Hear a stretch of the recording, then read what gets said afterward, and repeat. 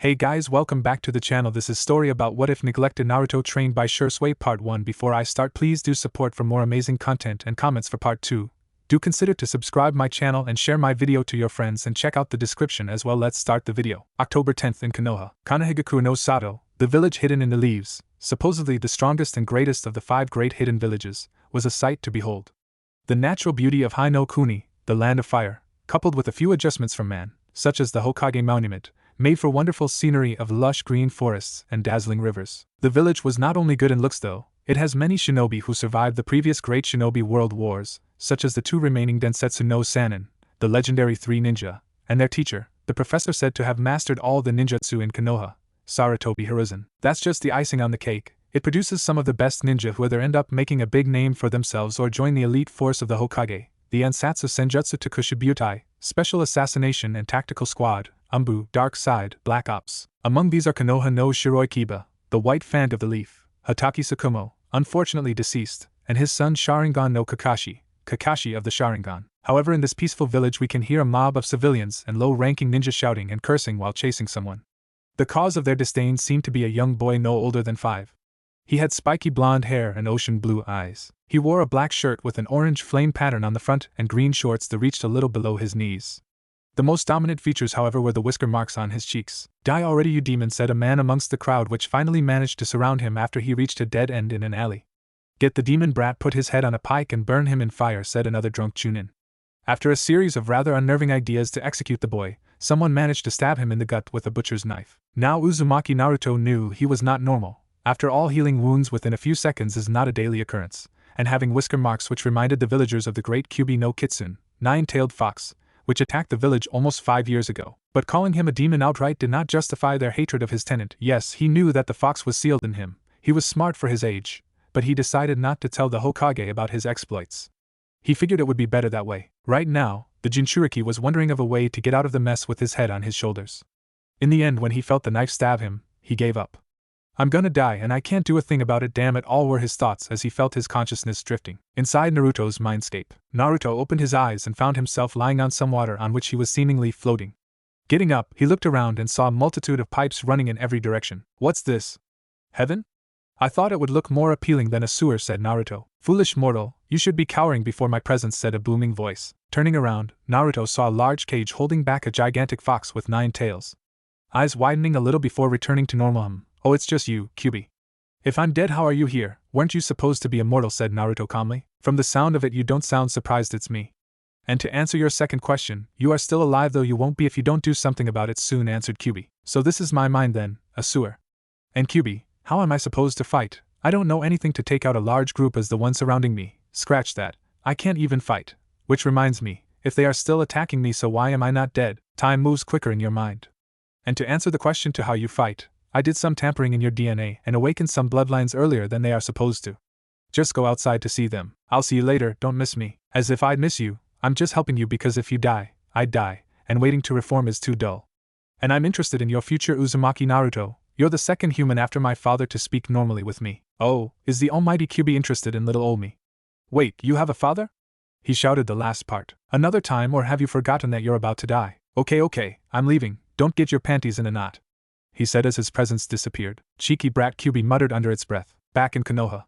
The brat's not responding. Has the demon finally given up, said a civilian, only to find a wooden spear through his head. The others looked at the boy only to find him back on his feet. His eyes were red and had 1 tomo each in them, a wooden spear connected to his hand, and his injuries long since healed. The only sign of their existence was his torn clothes. So, who was gonna die, huh? Asked Naruto. Quickly get the demon with all you have, he will not leave alive today, said a rookie chunin. I've read books from trash cans. Honestly, people throw away quite some valuable stuff about bloodlines, and I seem to have the Sharingan of the Uchiha and the Mokutan of the Shodan Hokage. I'll ask the Kyubi about this later. Everything is moving so slowly and I can predict their path. Good, I have the advantage in this fight. Suddenly, he was forced to dodge a kunai thrown by a chunin. I'm lucky those ninja are drunk, or I would have been dead a long time ago. Time to finish this, thought Naruto. He tried to control his Mokutan as best he could and somehow managed to make a few hundred wooden spears. Take this, shouted Naruto as the spears moved to pierce each and every member of the mob. That's it, I can't do anything further, thought Naruto before falling to the ground. If he had been awake for a few more seconds, then he would have noticed the Hokage coming to the scene with a squad of Umbu. What happened here? said the Hokage. It seems that the Demjinchuriki killed the members of the mob, replied a brown-haired Umbu. So it seems, Ashi, get him to the hospital and tell them to place him in the Byakurai section, said the Hokage. With all due respect, sir, surely this murder does not deserve to be in the care of those elite doctors, replied Ashi. Are you questioning my orders? And just so you know, us shinobi are all killers, said the Sandaime Hokage with a dark aura around him. Hi, I will take him there, Hokage-sama, said Ashi hastily in fear of his life and left quickly. The rest of you, take care of this mess. We don't want dead bodies to rot in the middle of the street, ordered the Hokage, to which the Umbu complied. In the Konoha hospital, Naruto was placed on a bed and the Hokage was standing beside him taking the doctor's report. He is fully healed, Hokage-sama, but he is unconscious due to chakra exhaustion. Very well, you may leave, replied the Hokage. Now Sarutobi Hiruzen had seen many things in the course of his long life, but this just takes the cake as an unprecedented surprise. After all, anyone would be shocked to hear the doctor tell you that a child possessed your sensei's extinct Kekkei Genkai, and the bloodline of one of the biggest traders of your village. Forgive me, Naruto-kun, for all the hardships you have faced alone and for not helping you to overcome them. Please be a little more patient, and you will have a wonderful future, said Hiruzen to the unconscious boy. Inside Naruto's mindscape. Okay, Kyuubi, I want answers. How the fuck do I have bloodlines of two of the strongest shinobi of Konoha? Demanded Naruto. Watch your tone, boy. The answer is simple, boy. You are the descendant of those two. Let's say I believe you, so tell me, how am I heir to the Uchiha and the Senju? Not to mention my name is Uzumaki, said Naruto, disbelief dripping off his voice. I don't know the juicy details, but I heard about some of the story from what Hashirama told Uzumaki Mito, that he had a wife that he loved and had a child with. Contrary to popular belief, Hashirama and Mito did not love each other. It was an arranged marriage. Uchiha Madara had a child. I do not know for sure about when, but since your chakra signature is similar to his, I can tell that you're his heir. Back to the point. Your mother was born to the Uchiha son and an Uzumaki. Come to think of it, Kushina's mother did not talk much about her father, now that I recall it. Her chakra also had a faint trace of Madara's, but I ignored it. It must have been sealed. Anyways, your father was born to the Senju daughter and a member of a small clan, the Namikes, which had the swift-release Kekkei Genkai. When your mother was about to be made a Jinchuriki, she was sent to Konoha where she found Minato. I'll skip the details and tell you that they did the deed and you were born 5 years ago, on October 10th. The day I was unsealed from your mother and forced to attack your pathetic village, but was sealed in you by your father. Tears were flowing down his face when he found out about his family. When he realized that the reason why he was hated was because of his father, he couldn't help but feel a little negative about him. I see, said Naruto blankly. Did they love me? He muttered. What did you say, brat? Did my parents love me? He said a little louder with pain clearly visible in his eyes. Yes, his blood-red eyes, one had one Tomo and the other had two. That Sharingan, the emotions that are visible. I have to choose my next words carefully or a monster would be unleashed on the world, thought the Kyuubi. Yes, they did, more than I can tell you, especially your mother. Even when there was no choice, she tried to stop Minato from sealing me and you. They both jumped in front of my claw when I was about to kill you to prevent myself from being sealed a third time. I see, was Naruto's reply. He seemingly calmed down a little. You said you knew what Hashirama told Mito and what my grandmother told my mother before you were sealed. How? I read their memories, was the Kyuubi's simple reply. Wait, you said you were forced to attack the village? Mind explaining? Asked Naruto. A masked man with a Sharingan who claimed to be Madara controlled me with his eyes. I knew he was a fake, but he was strong enough to make me wreak havoc on the village. Remember one thing, that masked fool has the ability to pass them solid objects, so when you face him one day, make sure you have a plan, replied Kyuubi. So Toussaint was forced to seal the Kyuubi in me, thought Naruto. Thank you, Kyua. Do you have a name?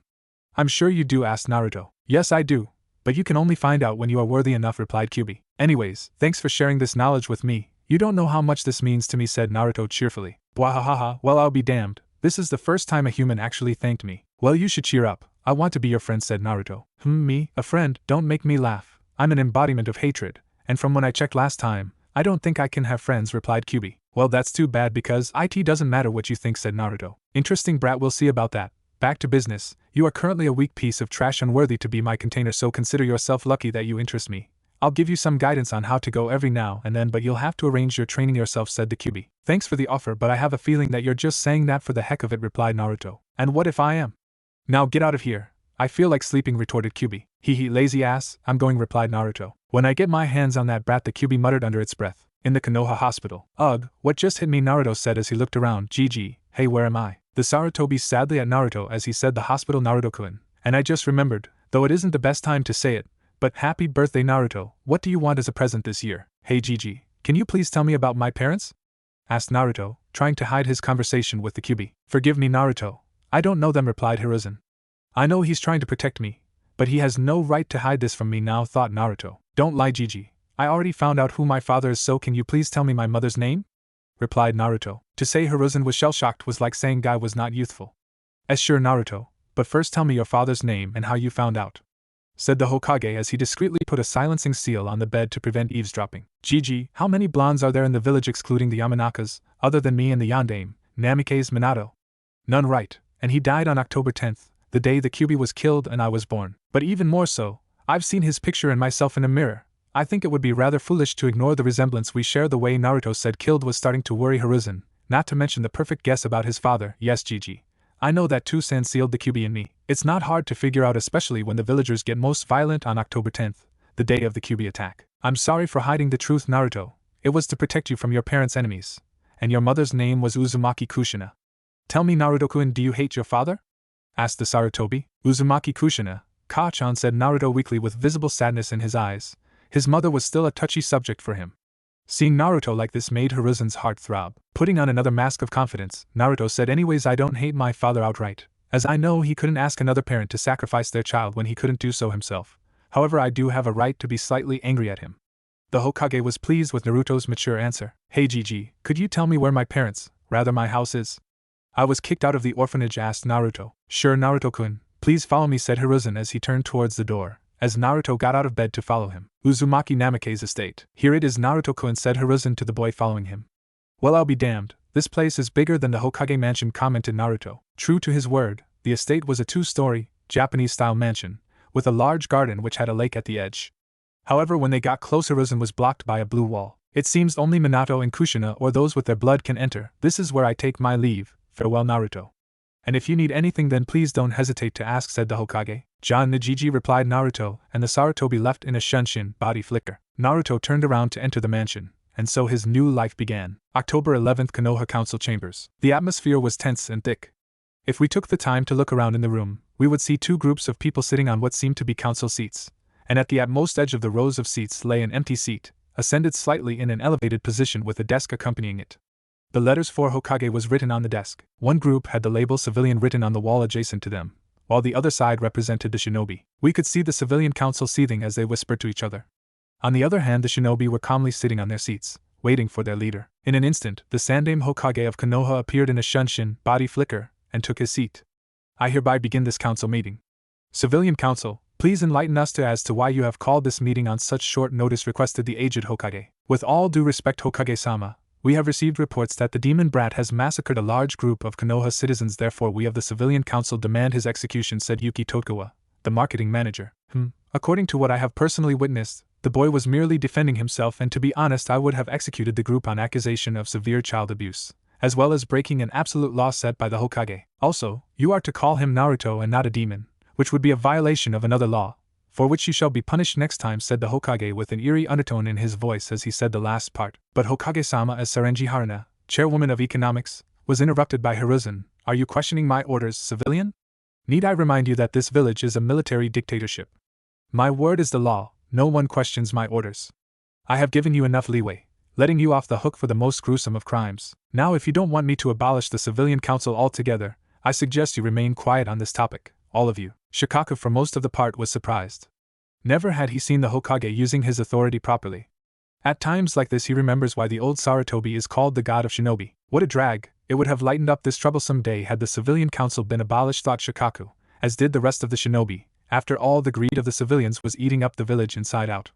Even the academy standards were lowered just to accommodate civil students, thus weakening the ninja force of the village. Hi, Hokage-sama, replied Haruna a little too hastily as the other civilians were gobsmacked that one of the most prideful members of the Civilian Council who was used to arguing with the Hokage had just submitted. Now then, if there is nothing else, I call this meeting adjourned, said the Hokage as he left for his office.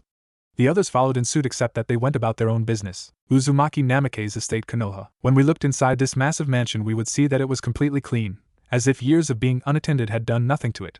After all, there were preservation seals all across the house to keep it clean and in mint condition. If one were to take a stroll in the house, he would eventually reach a room to find a desk with some letters on it. If a curious person were to check, then they would find out that they were from Minato, Kushina, and some written by both of them. In front of the desk we find our favorite Uzumaki sitting in a lotus position, seemingly meditating.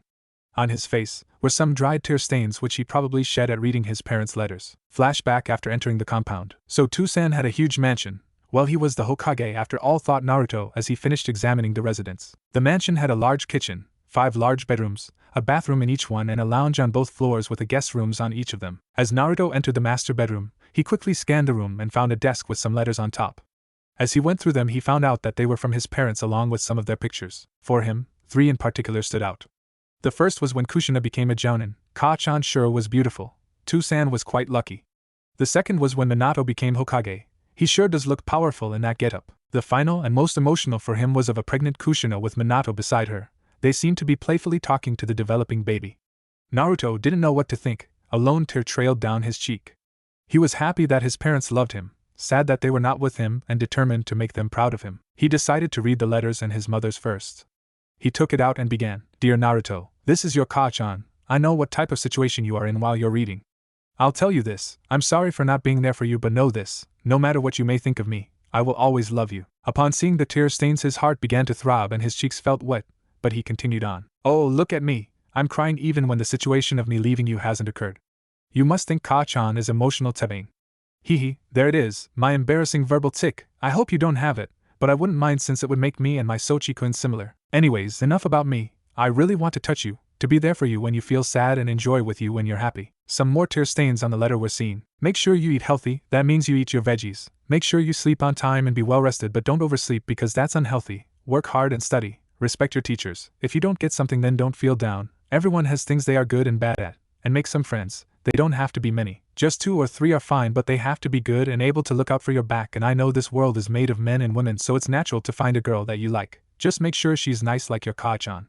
Me and your Tu-chan left some information for your training should we not be there for you. I really want to be in your life from the bottom of my heart. Please forgive me for not being there for you. Lots of love, Konoha's Red Death, your Ka-chan, Uzumaki Kushina. By now Naruto was in tears, but he noticed that Konoha had been as hastily cut, and he noted an extra note written hurriedly. P.S. Don't trust Konoha. Minato told me that during the Kyuubi attack, he saw some people working to take down the village in the chaos and plotting to harm you. Read Minato's extra note for detail. Remember, I love you Tebane and we hope you can overcome the Kyuubi's hatred. As a Jinchuriki myself I know how painful it is, but fill your heart with love and be close to those precious to you. I'm sorry Naruto. Some blood had also managed to fall on the note as sweat and tears marred it. You have nothing to be sorry for, Ka-chan thought Naruto. The side note had raised teary-eyed Naruto's curiosity. He picked up Minato's letter and read it. Dear Naruto, this is your Tu-chan, though you might not call me that for not being there for you. Know this, that I have loved you since the day you were born and before. All I basically have to say is the same as your motor mouth Ka-chan. Naruto chuckled at that. Anyways, me and your Ka-chan have planned a training schedule on the other letters. I know it's hard to live without a father. After all, my father died before I was born. Sorry for getting sidetracked there. I will tell you this one last thing. I love you, my Sochi. With love, the yellow flash of Konoha, the Yandame Hokage. Regrettably, Namake's Minato. Naruto noticed that once again Konoha was cut hastily, and that he regretted being Hokage. A hastily written note by Minato followed. P.S. Naruto, do not trust Konoha, they are plotting something.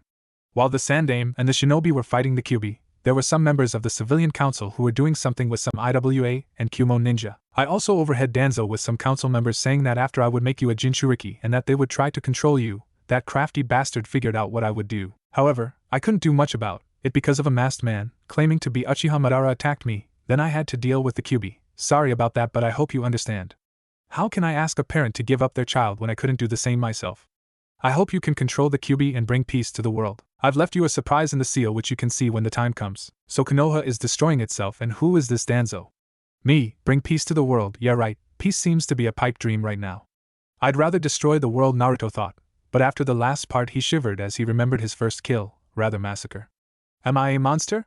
He whispered to himself. I need to sleep, he said to himself, suddenly feeling a lot of guilt as well as some mixed emotions due to his parents' words, and he felt that rest would help him get over it. Flashback end. I didn't do anything wrong.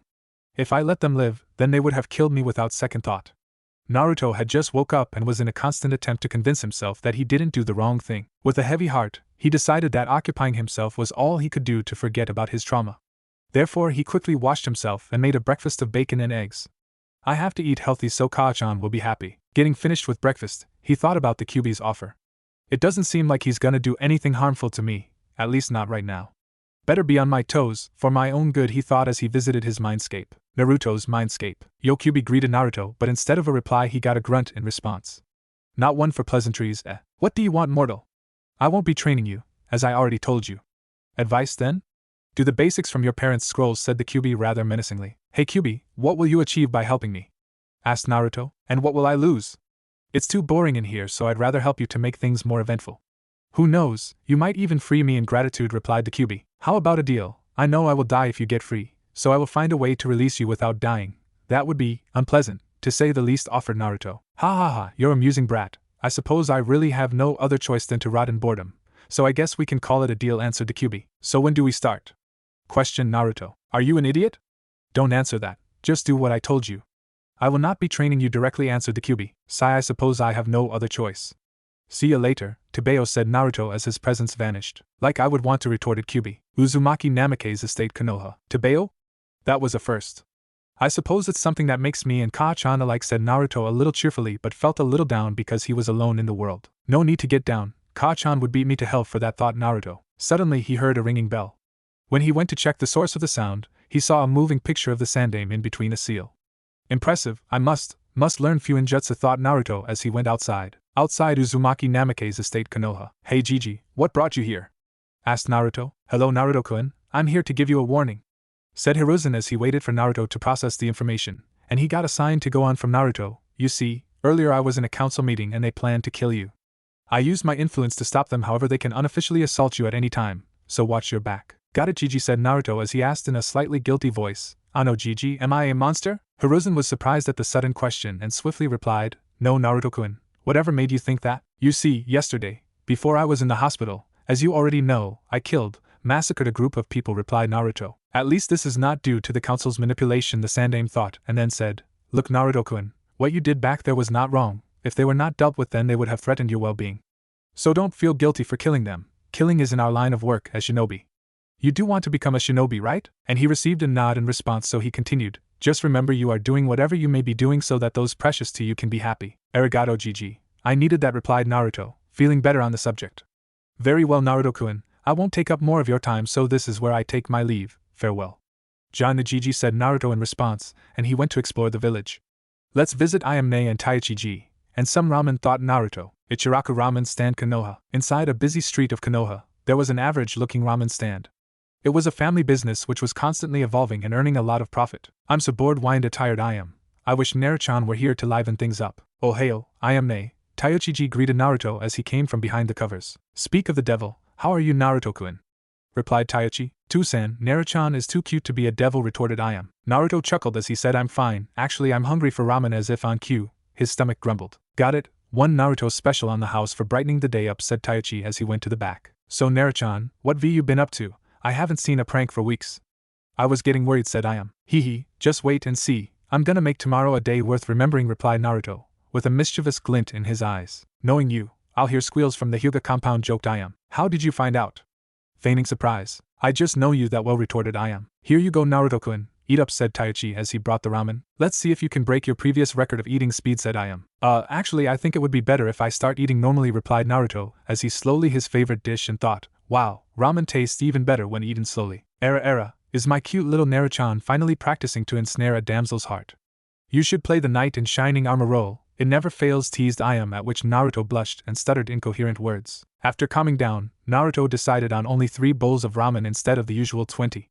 He talked with Ayame a bit, and eventually finished his food. Ayame, Taichi-ji, said Naruto, and he went back home. See you next time Naruto-chan / Naruto-kun, replied Ayame and Taichi. Uzumaki Namake's estate, Konoha. I should visit them for ramen more often, it's always fun around them, said Naruto to himself as he went to the master bedroom. Well, first let's check if I can actually channel chakra, thought Naruto as he got tips from a scroll. He focused for a second and found a warm blue ocean. So much chakra, the scroll said that I would only feel a small pond, were his thoughts, as he stopped the chakra flow and opened his eyes. I can see the chakra around me again. This must be the Sharingan, thought Naruto. I'm in for a hell of a ride. Man, it will take a long time to get stronger, said the blonde to himself. I guess I should start with the other scrolls, thought Naruto as he went to the desk. He picked up the seemingly simplest scroll and read it. So they expected me to have humongous chakra reserves. I have to master the leaf balancing and tree walking in 3 days, maximum. Water walking will take 4 days. I need to have above average chakra control by the week. Another week for perfection of the exercises, planned Naruto as he left for the training ground. Uzumaki Namake's training field, Konoha. Wow was all Naruto could say after taking in the marvelous sight. After all, anyone would take, at the very least, a minute to absorb all the details of this miraculous piece of land. There were trees filling the area and a river dividing it in half. Temperature and moisture seals had been used to raise and lower the temperature to form a desert and a snow field, respectively. Other than that, targets had been set up for shuriken jutsu. Some targets were apparently impossible to hit, yet we can see a kunai embedded in them with perfect accuracy behind the target. This is the best place I could possibly ask for to train in. Any more, and Kami herself may as well come down from heaven to help me, thought Naruto. It is to be expected. The Yondaime Hokage wasn't called the Yellow Flash for being a slouch. Gotta be efficient. I have to finish this as fast as I can. Kao-chan had to practice daily to keep up control of her astounding reserves. That alone shows how necessary control is, said the blonde to himself. He picked up some leaves, placed them on his forehead and channeled some chakra, and surprisingly he got the desired results mentioned in the scroll on his first attempt. Must be because of the Sharingan, thought Naruto. Tree walking is next, then, he said to himself. He channeled some chakra to his feet and ran towards the tree. Instead of running on, the bark of the tree got crushed. I knew it. Easy exercises like the left balancing are simple enough, but tree walking is gonna take a day or two, figured Naruto. Time skip 2 days. We could see Naruto running on a tree and then jumping onto another, repeating the process several times. I'm satisfied with the control. That was kinda fun, he muttered the last part. No time to waste. Water walking, prepare to be conquered, Tebeo, said Naruto, happy on his success. He moved on to the river. Wait a second, I don't want to fall in the water because I was too impatient. Now, water walking is like tree walking, it's just that I have to adjust to the constant flow of water, Naruto thought as he focused his chakra and moved onto the water. His first few steps were successful, but a few seconds later, the water reached his waist. Troublesome. This will take a while, said Naruto to himself as he started to practice tenaciously. Uzumaki Namake's training ground, Konoha. It had only been a few weeks since he started training, and he had already mastered water walking. When we look out at the ground, not much has changed, but looking at the river we could see what a civilian would call an unnatural occurrence. Uzumaki Naruto was currently running on the river with some kunai balanced on his fingertips. He learned that exercise after mastering water walking. He figured that his large chakra reserves would be a liability without control, so he decided to do several exercises simultaneously. He hadn't mastered any of the exercises per se, however he was very proficient in them and they were like second nature to him. In all honesty, he knew that he couldn't truly master the more technical exercises, like the tree climbing and water walking exercises, in such a short time considering his reserves. And no matter how much he wanted to rush things, he knew it was a bad idea. In a display no 5-year-old should be capable of, Naruto unknowingly recreated the Kagutsu no Jutsu, puppet technique, and used chakra strings to hold the kunai a small distance away from his hands. Well, that should be enough. Let's read the part of the chakra control scroll which Kao-chan wanted me to read after the kunai balancing, said Naruto, as he walked inside the mansion. Looking at his attire, a completely drenched black short with an equally wet black shirt, he mused that'll have to come later. I'd rather not be seen as trying to wash my clothes while wearing them. Hokage Office, Konoha. In the office of the dictator of Konoha, we could see an apparently weak old man. However, anyone with such a thought would be in for a rude awakening. After all, this was the man who had survived all 3 of the great shinobi world wars and was ready to fight further to protect his village. This was the man who earned the moniker Shinobi no Kami, God of Shinobi. However, right now we could see the professor, who had mastered all the jutsu in Konoha, contemplating on an issue. What am I to do with Naruto? Was the lone thought of Sarutobi Hiruzen. It seems that the Mokuton he used was unconscious, so I'll ask Tenzo to give him lessons during his genin days. Then he thought of the perfect idea for Naruto's Sharingan. Torai, he called as a bird Mastambu appeared in a swirl of leaves signifying the use of a shunshin. Go call Tora, as the soldier did as he was told. In a moment a tiger Mastambu appeared. You called? Hokage-sama, said Tora. Take off your mask, commanded the Hokage. As he took off his mask, we could see a young man with unkempt black hair and a broad nose.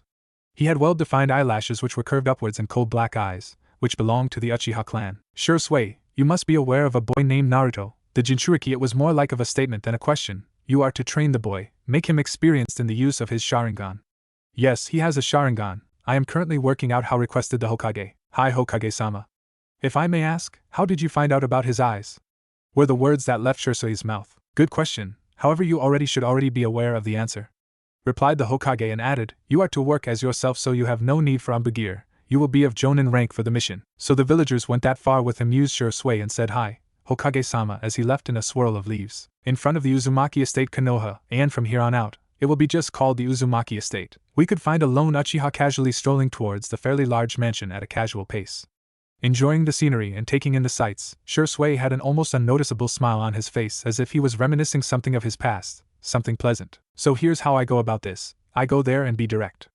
I tell him everything and see if he trusts me. Let it be known, Uchiha Shisui has never been one to lie to a child were he not ordered to. Hokage-sama did order me to train him, hence become his friend, and he will trust me as a friend if I am honest with him. Seeing a person he recognized as Shunshin no Shisui, Shisui the teleporter, also known in the bingo book as Birizu Shisui, Blaze Blade Shisui, in front of his house, Naruto left his scroll went to greet him. Yes, he knew about quite a few famous people. When he took a break from training during the week, he read all sorts of books, be it bingo books or history books. To what do I owe the pleasure of having an S-class shinobi at my front door? Greeted Naruto upon seeing Shisui in his standard Uchiha clothing. The pleasure is all mine, Uzumaki Naruto, rather, Uchiha Naruto replied Shisui after Naruto reached the end of the barrier clad in black trousers and a dark navy blue shirt. I see, so why exactly are you here? Asked Naruto. You see, my short little friend. Naruto glared at Shisui. For that, the Hokage has asked me to train you, as well as to be your friend, said Shisui. Well, I do need help for my Sharingan, and a friend, so when do we start? Asked Naruto in reply. Good, meet me at training ground 4 at 6 a.m. sharp. It's displaced from the main village, so it's private enough, said Shisui as he disappeared in a swirl of leaves. Training, huh? I suppose life is starting to look up to me, said Naruto to himself as he went inside his home. With Naruto, he called me an Uchiha. Well, that's to be expected with the Sharingan. Well, technically I am an Uchiha. Madara had a son with an Uzumaki, so my Ka-chan had stronger genes than my Two-chans, were they not sealed? Two-chan was only a Senju, Ka-chan was an Uchiha and an Uzumaki. I will take one of Ka-chan's names, either one will do, Naruto thought. Getting back to the task, he read about the display he put on earlier and about how it was actually a modified version of a jutsu, the Kagutsu no Jutsu, puppet technique. Interesting, I can definitely use this in a fight, once I learn it properly, that is. Now then, let's move on to jutsu, said Naruto to himself. Reading the scroll, he found out that his parents had wanted him to learn a godsend for Uzumaki jutsu, which was useful for training and for a fight. The Kagebunshin no Jutsu, Shadow Clone Jutsu. It was basically made for stealth and recon, by the Nidaime Hokage. A clone on being expelled gave the user its memories. It cost a lot of chakra, and an experienced jounin could unmake 3 or 4 clones which were actually useful in a fight. But for an Uzumaki, and one like Naruto to boot, well, could make an army of clones, each of which being capable of using at least one S-class jutsu. That was a privilege reserved for the future. This is just what I needed. Coupled with the Sharingan, it would enable me to increase my progress rate from a jutsu every few months to a jutsu every few days. It helped that they could be used for chakra control training, but they couldn't help in physical training. Let's see, so this is how to do it, Naruto said, and made a cross-hand sign and channeled a little chakra. After all, he didn't want to damage the house by filling it with clones, not that it was possible due to the seals, but cramming it up would be rather unpleasant, to say the least. In a puff of smoke appeared 10 clones. Let's see, dispel yourselves for now, ordered Naruto, and they vanished in a puff of smoke. It's too noisy and the smoke gets in the way during infiltration missions, let it be known. Uchiha Naruto was never one for imperfections unless absolutely necessary. Now then, let's make a plan, muttered Naruto as he thought. He made 10 more shadow clones and said, you each have enough chakra to make about 10 clones each. When you reach the designated area, you are to multiply and use the Sharingan for perfection. Now then, 5 of you will go to the river and do every chakra control exercise you can until you are just about to dispel. 2 of you will go and practice the Kawarami Jutsu, substitution technique, until you can do it without hand seals, even then continue to practice. The last 2 will go to the library and start studying everything there is to know. One more thing, dispel yourselves in groups of 10, with a 5-minute interval. I would like it if you consulted other groups at the time of dispelling. I'd rather avoid a migraine, and with that the clones went to do as they were told. I'd better start on physical training. Where are the weights, thought Naruto as he began to search around the table, and saw a seal with a note placed beside it. Dear Naruto, these are weight seals, you place them on your limbs and channel chakra in them. Their weight will be directly proportional to the burst of chakra they will receive. To turn them off, disrupt your chakra flow, much like how you dispel a genjutsu. A proud Uzumaki seal master, Uzumaki Kushina. Thanks, Ka-chan, I'm definitely getting stronger, at least for your sake, thought Naruto. He placed the seals on his limbs and sent a small amount of chakra through them. Suddenly he fell to his knees. This is perfect. I am going to surpass my ancestors, the founders of Konoha.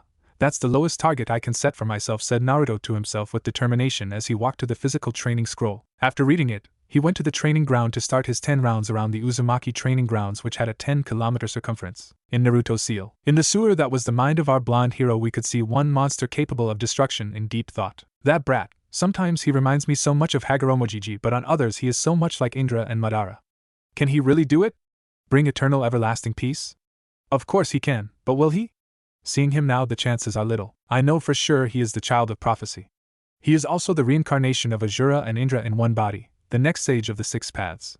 He is bound to get the Rinnegan, and with that godlike power he will either be the light of this world or the one to plunge it in a world of darkness. The foolish villagers have brought about their own end, and except for a few, Naruto will destroy the Konoha. I have agreed to train him. It's not like I have much of a choice. I'll be stuck here for Kami knows how long, so why not make things interesting? Plus he said he'd work out on a way to free me. I suppose it's beneficial for both of us that I help him. But I suppose that since he was given a tutor, I don't have to trouble myself for a while. Finishing his line of thought, the great Kyubi no Kitsune, nine-tailed fox, went to sleep. Next day, training ground for Konoha. Upon entering the ground we could see that it was arguably the largest training ground in Konoha. There was a river flowing at a side and a large pond at the opposite end. There were some rock formations opposite to the entrance. There were a few sets of trees, large enough in number to be called mini-forests, and there were several round clearings in between these large trees. To anyone looking to train here, it was a paradise, only short of the Uzumaki training grounds. Uzumaki Naruto was never one to be late, especially when coming early was his benefactor. He was at the ground and had finished with his warm-ups. Shisui would take some time to arrive, so Naruto decided to reminisce yesterday's training. He had completely mastered the two jutsu he wanted to learn and could substitute without hand seals. His chakra control had improved by leaps and bounds. He was also fairly knowledgeable on quite a few subjects. He was just reorganizing it all when the thought struck him, should I trust Shisui? His parents did warn him not to trust Konoha, but that didn't include the Sandaime Hokage. If Gigi trusts him, I guess that I can too. In a swirl of leaves, appeared the subject of his thoughts. Yo, Naruto greeted Shisui. You're a second late for training, now you have to teach me a cool new jutsu regardless of what anyone said. Uzumaki Naruto was still a 5-year-old child. Chuckling at his antics, Shisui replied, if you can still stand up after training. Child or not, Shisui would not cut any slack for a student of his. He will train the very best. You can count on it, replied Naruto excitedly. I see you have started weight seals judging from the seals on your limbs. Tell me, Naruto, do you know your parents? Asked Shisui, to which Naruto nodded in positive. I see. Did you learn any of the jutsu Kushi-sensei set out for you? Asked Shisui once again. Yes, I know the Kage bunch. Wait a minute, MYK-chan was your sensei? Exclaimed Naruto in shock. If that's true, then he can really be trusted. Why, of course, she made me the man who I am now. As such, it is my responsibility to make you a person greater than your parents, replied Shisui. Getting over his shock, Naruto replied, as I was saying, I know the Kage Bunshin no Jutsu, Shadow Clone Technique, the Kawarami no Jutsu, Substitution Technique, and the Henji no Jutsu, Transformation Technique. I can also consciously activate the Sharingan. But as for the Mokuton, well, I can consciously do it at a very small scale. Let me check, said Naruto as he manipulated the trees behind him and made 2 chairs of wood. Have a seat, said Naruto, being polite. Show off, muttered Shisui under his breath. Taking a seat, Shisui then gave Naruto his task for the day. Okay, don't expect me to go easy on you because you're sensei's son. In fact, that'll make me even more strict. Make as many Kage Bunshin as you can. Kage Bunshin no Jutsu, Shadow Clone Technique, cried Naruto as 300 clones were made, and he said, I can make about twice as many, which can use a few A-rank jutsu, but I think that fewer clones with more chakra will be better for training and to avoid headaches. Amazing. If he can make these many clones and they all have enough chakra to cast at least a dozen A-rank jutsu, then this world better be ready for a monster when he grows up, thought Shisui, surprised. Good job, Naruto, as is going to be expected from you in the future. Since you have this many clones, make about 50 of them practice chakra control exercises, if you know any, otherwise there is a scroll near the lake that you can use. I will make some clones in a while. 25 of them will go with a few of them to practice Shuriken Jutsu. I will test your chakra affinity later, keep the rest ready for those exercises. Dispel in groups of 10 every 2 minutes, migraines are a bitch, ordered Shisui, and made 55 clones and sent 5 of them for the Shuriken Jutsu group. Taking a piece of paper out of his pocket, Shisui said, this is chakra paper. It is made from trees grown with the help of chakra. Pass your chakra through it to determine your chakra nature. If the paper is cut, you have wind. It burns for fire. It gets soggy for water. It gets crumpled up for lightning. It gets aged or turns to dust for earth. Naruto took the paper from Shisui and did as told. The paper cut into 4 pieces, 1 burned in a brilliant flame, 1 turned to water, 1 turned into very fine dust, and the last one got crumpled up and expelled some sparks of lighting. Impossible. All 5 chakra natures at the age of 5 was the lone thought of a surprised Shisui. I know I'm awesome, but could you please stop gaping at my greatness, said Naruto rather smugly. He had read that no one other than the Rikudo Sennin had all 5 chakra natures. Now, no need to get cheeky. This just means that you're gonna have a shitload of more work to do, said Shisui. Bring it, retorted Naruto. Okay, now each of you divide in groups of 45 and go to the designated area to train. Fire group, go the forest up ahead. Lighting group, go to the forest near the rocky hills. Wind group, go to the forest near the river. Water group, go to the river. And earth group, go to those rocky hills. I have left a scroll in each of these locations. Find it and start elemental training as described in the scroll, said Shisui. What about me? Asked Naruto impatiently. In response, Shisui crouched and poured some chakra into the weight seals, and almost instantly, Naruto fell face first into the ground. Our favorite blonde groaned and said, ugh, that hurt like a bitch. Get used to it. Don't expect me to go easy on you, and when I feel that you're getting used to the seals, I'll increase the weights, said Shisui, and threw a scroll, pick it up and start following it to the letter. This was hell, but it was the only way for him to get stronger. Don't underestimate me. I can take everything you can give me and more, Tebeo. Let's get this dance started, said Naruto with burning determination. Tebeo, he is so much like Kushi-sensei. But dance, according to history books, only Uchiha Madara referred to fights and such as dances. I hope he doesn't turn out like Madara, were the thoughts of the raven-haired Umbu captain. Do your best. If you need any pointers, I'm here to help, encourage Shisui. And so, Uzumaki Uchiha Naruto's training officially began. 1 year after Naruto's training started, training ground for Konoha. It had been a year ago when Shisui took him under his tutelage. He had grown only a few inches, but alas, this was not his growing age. His hair got a little longer and too crude. Makeshift bangs had started to develop on either side of his face. He wore a black shirt with an Uzumaki symbol on the back and navy blue pants. The Hokage wanted to keep his bloodlines hidden by not having him wear the Uchiha or Senju symbol on his clothes, since miraculously, no one seemed to have noticed them. In the ground, we could see that there was rubble near the rocky hills and a new earth hill with a waterfall had been formed. The mini-forest had many burnt trees and a great number was cut in half, but still the quantity of trees did the fertile land of fire justice. We could see 2 figures at the clearing in the center of the ground. You never ceased to amaze me, Naruto. You progressed with your elemental manipulation of all 5 elements to the 3rd of the 5 total levels, and also have mastery of up till B rank jutsu in each one. Your physical skills can give any fresh chunin a run for his money, though you might not win every time due to being a little too young, praised Shisui. It's not enough. I have a long way to go before I can even think of calling myself to be of a temporarily acceptable level, replied Naruto. If anything had happened to Naruto during the year, it was that he got a lot more mature. He didn't blindly trust anymore, especially not after what had happened a few days ago. Flashback October 10th. Naruto was casually walking down the street, wondering what he should do for his special day when suddenly he heard a shout, "Get the demon." Ugh, not again, thought Naruto as he quickly left in a Shunshin body flicker. He was the first and only student of Shunshin no Shisui, Shisui the teleporter. After all, how could he not learn the jutsu? Appearing in front of the Ichiraku ramen stand, he decided to have some food. He entered, received birthday wishes, got free ramen and left with a good mood and a satisfied stomach. This day couldn't be any better, was the thought of one Uzumaki Naruto. Almost instantly, he overheard the Uchiha clan head, who had been very kind to him for the entire year. Flashback within a flashback 2 months after Naruto's training began. Uchiha Fugaku, the Uchiha clan head, had called for Shisui and Uzumaki Naruto, believed to be Shisui's student, to come to his office. You called Fugaku-sama, said Shisui upon entering the office. Yes, Shisui, the reason being that it is believed that you have taken up an apprentice while you ignored all possible candidates from the Uchiha clan and settled for second best, replied Fugaku. Hi Fugaku-sama, but he is not mediocre. He is the best possible student one could get, and we have a tie which is forbidden for me to speak of without the Hokage's permission, an S-class secret, explained Shisui. I see, but I failed to see any connection between a prodigy and an average. Regardless, I would like to hear him out on what he has to say about himself, said Fugaku. Seeing that he was being called out, Naruto replied, Fugaku-san, I would appreciate it if you stop referring to me as mediocre. You may call me Uzumaki Naruto. Uchiha Naruto was never one to care about names and status. He either got his point across or remained silent. The Jinchuriki, this is just what we need. If I play my cards right, we can have the Kyuubi working at the whim of the Uchiha, thought a power-hungry Fugaku. Don't take any offense now, Naruto-kun.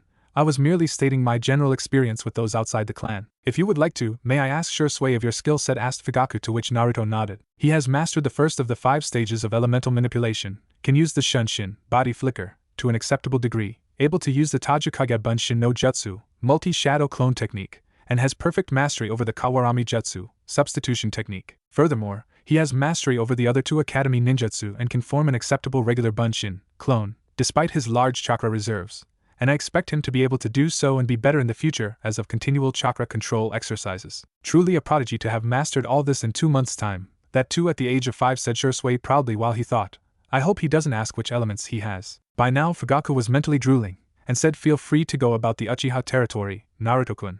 The 2 of you may leave. Flashback within a flashback end. From that day onwards, Fugaku had been very kind to Naruto and invited him and Shisui to dinner with his family on multiple occasions.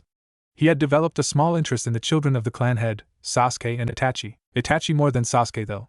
The stoic Uchiha clan heir, who was considered antisocial, had taken to a friendship with Naruto like a fish to water. His mother Mikoto was one of the kindest souls Naruto had met. In fact, she even considered Naruto as a son, and was viewed as a mother in return. Shaking his head clear of the past, he had overheard the Uchiha leader saying something along the lines of bending the Jinchuriki to the Uchiha's will.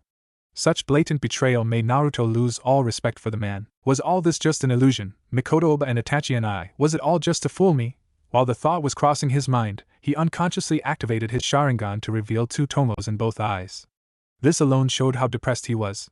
Luckily, he was in an isolated street at the time, or everyone would have seen his eyes. No! That was real, they weren't told of anything of Fugaku's plans. All the emotions exchanged between us were real. I had better watch my back. I'll go about as if nothing happened. After all, I get to meet with Mikoto that way, thought Naruto. Flashback end. Later that day, Naruto had mastered the Shunshin. He had noticed that his Sharingan was a 2-tomo, and so had Shisui, who asked what happened. Being one of the people Naruto trusted, he got his reply, which caused a scornful look in Shisui's eyes for the Uchiha clan head. Now then, I think it's finally time to start your Sharingan training. You must have already got the hang of using the Sharingan, but even then you must be aware that you aren't even having a glimpse of its true potential, said Shisui. Well, other than not knowing its full abilities, I guess experience is a problem for me, replied Naruto. Now then, show me the level of your eyes. Activate your Sharingan, requested Shisui. Channeling chakra to his eyes, Naruto turned his bloodline on. 2 tomo were visible in both eyes, 1 tomo due to the initial start. But when did he actually? Yes, he did face a life and death situation a year ago. He must have gotten a 1-2 tomo that day, and the other due to his emotions on the revelation with Fugaku, thought Shisui, and said, you must have had a painful life to already have reached the 2 tomo. I can do nothing about those years, but from here on out you will always have an ally, a friend, and a brother in me. You don't have to, but I'd appreciate that, replied a jovial Naruto. Anyways, turn off your eyes and let's sit on the benches you made last year, said Shisui, walking up to the first jutsu used by his student in front of him. Taking a seat, Shisui began. Now then, let me give you a basic understanding of the Sharingan. First, there is the 1 tomo, activated in moments of great desperation. It enables the user to predict movements and cast genjutsu. The 2nd tomo, the level you're at, allows copying movement, and the other 2 abilities get a boost. It is awakened in moments of extreme tension or a life and death situation. The 3rd tomo is awakened when one makes a life-changing decision, one which will set out the path for him in the future. It gives a major boost to the previous abilities. This is the time when affinities are developed. This means that if you want to have an aptitude to all the abilities, you have to have a habit of using them all frequently. Is that all, or is there another level, Shisui-sensei? Asked Naruto. Another thing was that, just like his mother, he gave Shisui the pet name, Shisu. Chuckling, Shisui closed his eyes and channeling some chakra, Shisui was activating his bloodline. When he opened them, instead of the normal 3-tomo pattern, we could see pattern of a 4-point pinwheel. This is it, the final level of the Sharingan. The strongest, Mangekyo Sharingan. It is awakened due to the emotions faced when one loses someone close to them and blame themselves for it, or even kill their best friend themselves. One can do a lot with it, and there are some unique abilities, but there are 3 abilities all Mangekyo share: Tsukuyomi, Moon Reader, Amaterasu, Heavenly Illumination, and Susanoo, he with the ability to help by all means. Some may not gain either one of Tsukuyomi, Moon Reader, or Amaterasu, Heavenly Illumination, or even both, but Susanoo, he with the ability to help by all means, is available to every owner of the Mangekyo. However, there is a price: blindness. One loses the light in his eyes on overuse of the Mangekyo. There's a way to avoid that, but I'll tell you later. Naruto cringed at the requirements. You must have faced a lot of pain, sensei, to achieve this level, said Naruto. It's okay, I have gotten over it now. With this power I can protect those precious to me even better, replied Shisui. Oh really? Not when I get strong enough that you have to depend on me to watch your back every second, challenged Naruto. You're too young for that, you smartass, chided Shisui, and then got serious. Since you have the Sharingan at such an early, you are to master it first and foremost. You can currently handle the mental strain of 600 clones, you are to use 100 for chakra control. The Sharingan is quite chakra taxing, so it will be the best utilization of your reserves to use it with ungodly control. You will use the rest of the 500 and have your eyes mastered within a year. I know it's too fast, but I believe in you. Hi Shisui-sensei. With your help, I could have it down by a month with ease, replied a confident Naruto. I hope that your confidence isn't misplaced. Go home and rest. Of course you have to leave 200 clones for chakra control and send 100 to the library, said Shisui, but added as he remembered, hey Naruto, the Sharingan is the eye which reflects emotions. If you feel angry or vengeful, it will respond and make you stronger but will intensify those emotions. In short, I would like you to learn how to control your emotions, as the Sharingan is an eye which intensifies your negative feelings and deepens your hatred. With that, he left in a Shunshin Uchiha compound Konoha. After thinking about what he should do, he thought that since it was evening, so he should go home after one stop. He figured that the best choice would be Mikoto, his mother's teammate. Yes, he knew about that, to be more accurate, told by none other than the Uchiha matriarch herself. She recognized Naruto the moment he entered her line of sight. After all, he had Kushina's face. Entering the clan head's residence, he found it empty.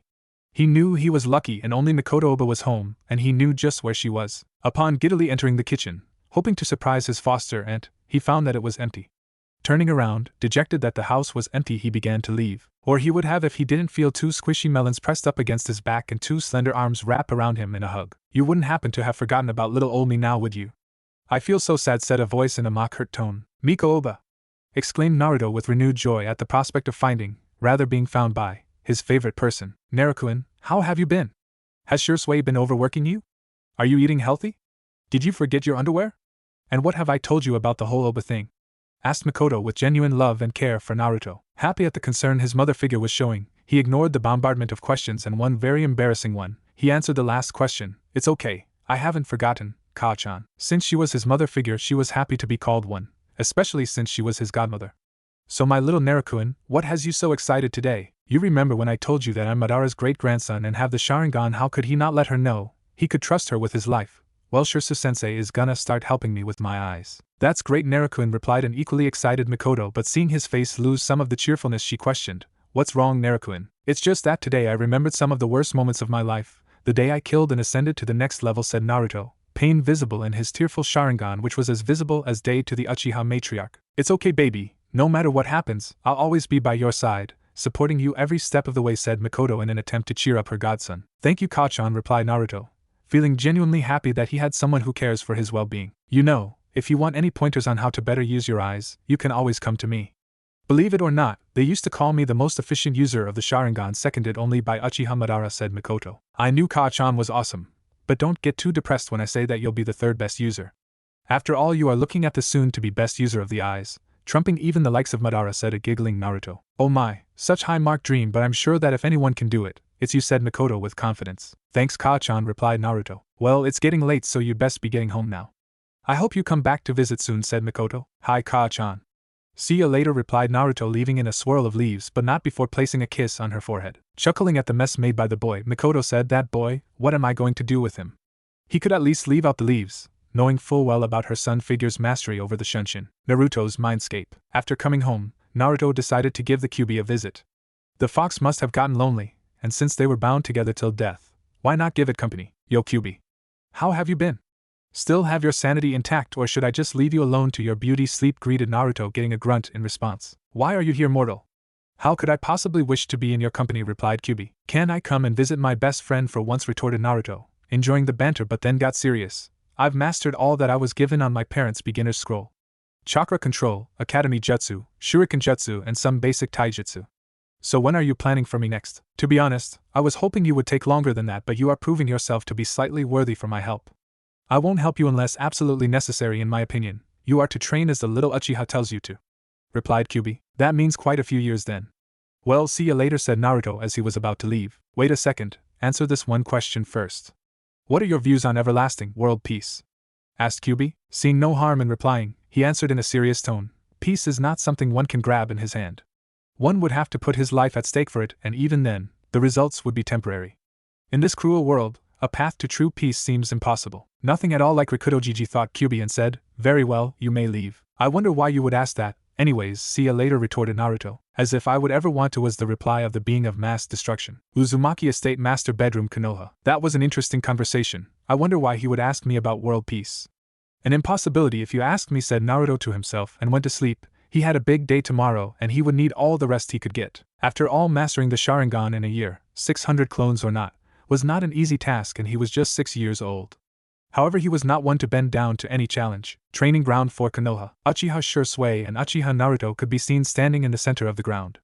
After using the Kage Bunshin no Jutsu, Shadow Clone Technique, and making 4 clones, Shisui said, now then, Naruto, you will make 600 and send 100 for chakra control training. As for the other 500, they will divide into groups of 100 each and go with a clone of mine and do as I am about to say. One group will practice reading and predicting movements, another will practice Sharingan Genjutsu, one more will be practicing copying movements and jutsu, and the remaining 2 groups will develop a taijutsu style which can be used with and without the Sharingan, of course under the guidance of my clones and a few scrolls. As the clones left to do as told, Naruto, without the need for Shisui to speak, activated his weight seals and began physical training. He makes me so proud, thought Shisui, fully believing in his student's ability to achieve the impossible. If you need any help, don't be shy to ask. His student has never once needed any extra help. And this was how Uchiha Naruto's Sharingan training began. 1 year after Sharingan training, training ground for Konoha, there was a question anyone who knew about Naruto's training, and once even Naruto himself, would ask. Why does he not start with the basics like everyone else? That's the thing, he's not everyone else. He is special, has two of the strongest bloodlines and an extremely potent chakra, expected to be comparable with Biju in the future. As such, it is only fitting for him to get control. Now it would be a simple task to teach a prodigy the basics, but why not lay the foundations for understanding any complexity? This was the reply Shisui gave to Naruto, along with an added besides, how much more basic can you get? You're doing chakra control training and physical exercises, practice on elemental control and whatnot. The only thing you don't have a base on is a suitable fighting style, and that's not too complicated, especially with your natural talent at learning, Kage Bunshin, Shadow Clone, or not. The last part was said as Naruto hadn't started Sharingan training, hence had not started developing a taijutsu style. Currently, we can see our favorite blonde facing off against his sensei. Not much had changed about him other than gaining some height. Both fighters had their Sharingan ready, 3 Tomo against 2 Tomo. Let's get this dance started, Tibeo exclaimed an expectant Naruto who dashed forward. Right, Hajime, said Shisui and sprinted to counter his student. A loud echo resounded, their fists clashed. Glaring in each other's eyes, they cast genjutsu. Of course, Shisui held back his strongest. Seeing that no one was getting the upper hand, Naruto attempted to kick Shisui but got his leg grabbed. Shisui was mid-process of throwing Naruto on the ground when he got a roundhouse kick at the back of his head, courtesy of our hero. Shisui was about to crash onto the earth, but he regained his bearings and steadied himself, landing a kick on Naruto, who was sent flying into a tree, imprinting his figure on it. Picking himself up, Naruto cursed under his breath. He went through a series of hand seals. Katan, Gokaki no Jutsu, fire release, great fireball technique. A large raging fireball flew at Shisui, who used the Kawarami, substitution, just in time to get out of the way. Shisui then countered. Katan, Hozenka Tsumabini, fire release, Phoenix Sage Flower Nail Crimson. Multiple blazing balls of fire raced towards Naruto, who used another jutsu to defend himself. Suetun, Suijin Hiki, water release, water formation wall. From the atmosphere, the water vapor became the source of a giant wall of water. Good job, Naruto. No one since the Night Aim has been able to do that. Although I suppose that this is to be expected, as your already strong primary affinity for wind, lightning and water was boosted by your circumstances, complimented Shisui and used the Shunshin, body flicker, to appear in front of Naruto. A month or so after Naruto's affinities were confirmed, his case was taken to the Sandaime for an explanation. According to the old Hokage, the Rikudo Sannin, Sage of the Six Paths, had the Rinnegan Eye. As legend had it, the Rinnegan granted the user control over all 5 elements. The progenitor of the ninja world was also said to be the ancestor of the Uchiha, Senju and the Uzumaki, although they were a branch of the Senju which separated a long time ago due to possessing a mutated version of the Senju's bloodline. So the conclusion Hiruzen drew was that Naruto had the blood of all 3 clans, hence was the closest thing to a blood relative of the sage. So due to this, he got attuned to all the elements, while his primary ones, inherited from his parents, and one he got naturally, wind, water and lightning respectively, were given a boost. Naruto might awaken the Rinnegan, though that was a major unknown which Naruto felt that he should doubt. Back to the battle. Shisui came directly in front of Naruto. Sharingan eyes met. Shisui attempted to punch Naruto, but with his Sharingan he saw it coming and caught it. He then used both hands and threw his sensei over his shoulder into the ground. Taking out a kunai, he placed it on Shisui's neck. Even though you held back, I won, cheered Naruto, feeling confident in his victory. However, in an instant, the world shattered like glass and broke apart. We could see Shisui standing behind Naruto with a kunai placed at his neck. Foolish little student, you don't have enough attention. I had expected you to notice the genjutsu when our eyes met, but you are young, so it is to be expected, said Shisui. In an instant, Naruto started to glow and the words left his tongue. Aren't you the foolish one? Bunshin Daibakuha, clone great explosion, and he exploded. Take that, said Naruto, but felt cold steel on his neck. Shunshin no Shisui. Shisui the teleporter did not get the name for being a slouch. As I was saying, you need more than Nin, Tai, and Genjutsu to beat me, said Shisui. Did you formulate a plan? No. You just went with the flow. Remember my words, no matter how powerful you are, without strategy you are nothing. I know, but you've got to admit that I'm better than before, exclaimed Naruto after Shisui let him go. They had been having monthly test spars ever since Naruto gained proficiency in the use of the Sharingan. I'll say that you're good. You've made great progress with your Sharingan. You managed to keep up with me when I was performing at high Chunin level. Your prediction and Genjutsu skills with the Sharingan are B to a rank, and Jutsu speed is on Chunin level. That Bunshin Daibakuha clone great explosion surprised me. Where did you learn that? Sitting down, Naruto replied. You remember that spar that you had with Itachi and I? Flashback. We could see one Uchiha Naruto sitting on the ground looking profusely at something with his Sharingan active. Of course, after Itachi's attention left him. Itachi had the Sharingan active, under which were long, pronounced tear troughs. He had jet black hair that was pulled back in a low ponytail, and his face was framed with center-parted bangs that extended to his chin. He wore a black shirt with the Uchiha crest on the back, black umbu pants and shinobi sandals. Currently, the Uchiha clan heir was in a spar with his best friend. Katan, Goryoka no Jutsu, Fire Release, Great Dragon Fire Technique. A large inferno kindled into the shape of a menacing dragon. The dragon raced toward Shisui, however in a last-second shunshin, body flicker, Shisui managed to escape the destructive mass of fire. However his success was short-lived as he came face-to-face with a glowing Itachi. Bunshin Daibakuha, Clone Great Explosion. Cursing under his breath, Shisui performed a Kawarami, substitution, towards safety but his clothes got charred around the edges. Meanwhile, our onlooker managed to figure out the mechanism of the jutsu and copied it. Now I just have to practice it. I'll surprise sensei with this, said an excited Naruto. While Naruto was assimilating the technique, the fight had ended in a draw. Both fighters were low on chakra. Let's get going, Naruto said, a worn-down Shisui. Just a minute, replied Naruto as he whispered something into Itachi's ear, at which he got a nod and smile in response. Flashback end. Well, I told him that I want to learn the jutsu, so I'll send 10 clones over to him to practice. He said to surprise you when the opportunity appears. Don't worry, I didn't reveal the Sharingan just yet, but I think Itachi and I can be trusted with that bit of information, said Naruto. So Itachi taught you? Yes, you can tell him next year. By then you will be able to have a guaranteed win against the average Chunin without your eyes. Remember one thing, never, and I mean never, get too reliant upon your Sharingan. This is the reason most Uchiha get killed in battle. Say you are rendered unable to see, what would you do? Replied Shisui. Anyways, I think that your foundation has been laid, and now let's go over the easy stuff. I will teach you Kenjutsu. Do me a favor and look for Kushi-sensei's katana. Bring it after we're done with the basics. I expect you to be able to master them in a month, said Shisui seriously. Hi sensei, and don't worry, the Sharingan is my ace in the hole, not my standard kunai which I throw at every person I fight, replied the blonde. Good, I'll give you details tomorrow. Go and rest for today, were the words leaving Shisui's tongue as he left in a shunshin. Uchiha compound Konoha. Naruto had taken to the rooftops in order to avoid the nuisances that were Konoha's citizens, although he wouldn't have had any problems while moving through the streets as people conveniently opened a path for him, hoping to avoid him. Landing in front of the clan head's house, Naruto sensed no other chakra signatures other than Mikoto's, and who he guessed was a visitor. Yes, our favorite blonde was a censor. He awakened his ability one day when Shisui was a little late for training and he was getting impatient. Shisui landed a few dozen feet behind him, hoping to surprise him, but got found out when Naruto's freshly awakened sensor ability tracked him down. Ever since then, he had made 50 clones, since he could handle more mental strain with ease, to hone his sensory skills. Anyways, he entered the compound to see Mikoto and a girl around his age, who was about to leave. She had the typical Uchiha features, cold black eyes and raven hair. She had a cute face, according to Naruto, and her hair reached down to the middle of her back. She tied a blue ribbon over her head, which on Naruto's opinion made her look even more majestic. She wore a black blouse with the Uchiha crest on the back and dark blue shorts that reached just below her knees. She had fair skin and a slender but feminine figure, which showed promise in the future. She was just a few inches shorter than Naruto. In the year of Sharingan training, Naruto had matured a lot and had gotten far ahead of the cooties concept. When their eyes met, they both immediately blushed. It seemed that the girl was also aware of more than what the average 7-year-old should. Saying a rushed goodbye to Mikoto, she quickly attempted to run outside. Keyword attempted. She tripped and crashed into Naruto, who with greater reflexes, caught the girl. The position they were in made for an amusing scene. Ah, young love, it never ceases to amaze me to what extent to which it runs, cooed Mikoto looking at the scene. Naruto was sitting cross-legged and had the girl in his arms. Said girl had her head leaning on Naruto's chest. The two of them were surprisingly enjoying the position, but upon hearing Mikoto, they both blushed and shouted in unison, "It's not like that. Now, Naruto-kun, Nana-chan, I'm just kidding.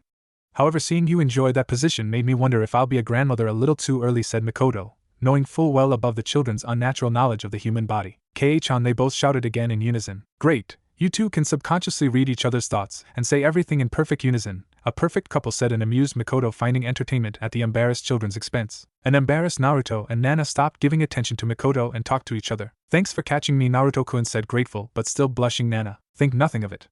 What do you say, wanna be friends? Nana-chan, replied Naruto, extending his right hand towards her. Sure, replied an ecstatic Nana. See, cute was the thought of a blushing Naruto. So I'll leave now. Jana Naruto-kun, Ka-chan, said Nana, this time managing to leave without any problems. So Ka-chan, who is she and why did she call you Ka-chan? I also saw sadness in her eyes, no matter how well she tried to hide it, asked Naruto. She's the daughter of a late, old friend of mine. She's an orphan and lives with her aunt. She has the Sharingan as her parents were killed in front of her by enemy ninja, and she was spared. I found her playing alone in the park when she was 4. I took the place of her mother figure ever since. She's a lot like you actually. Take out the Kyuubi and turn you into a girl and she is the result, replied Mikoto sadly. She doesn't have many friends, does she? Inquired Naruto. Yes, you're actually each other's first friend.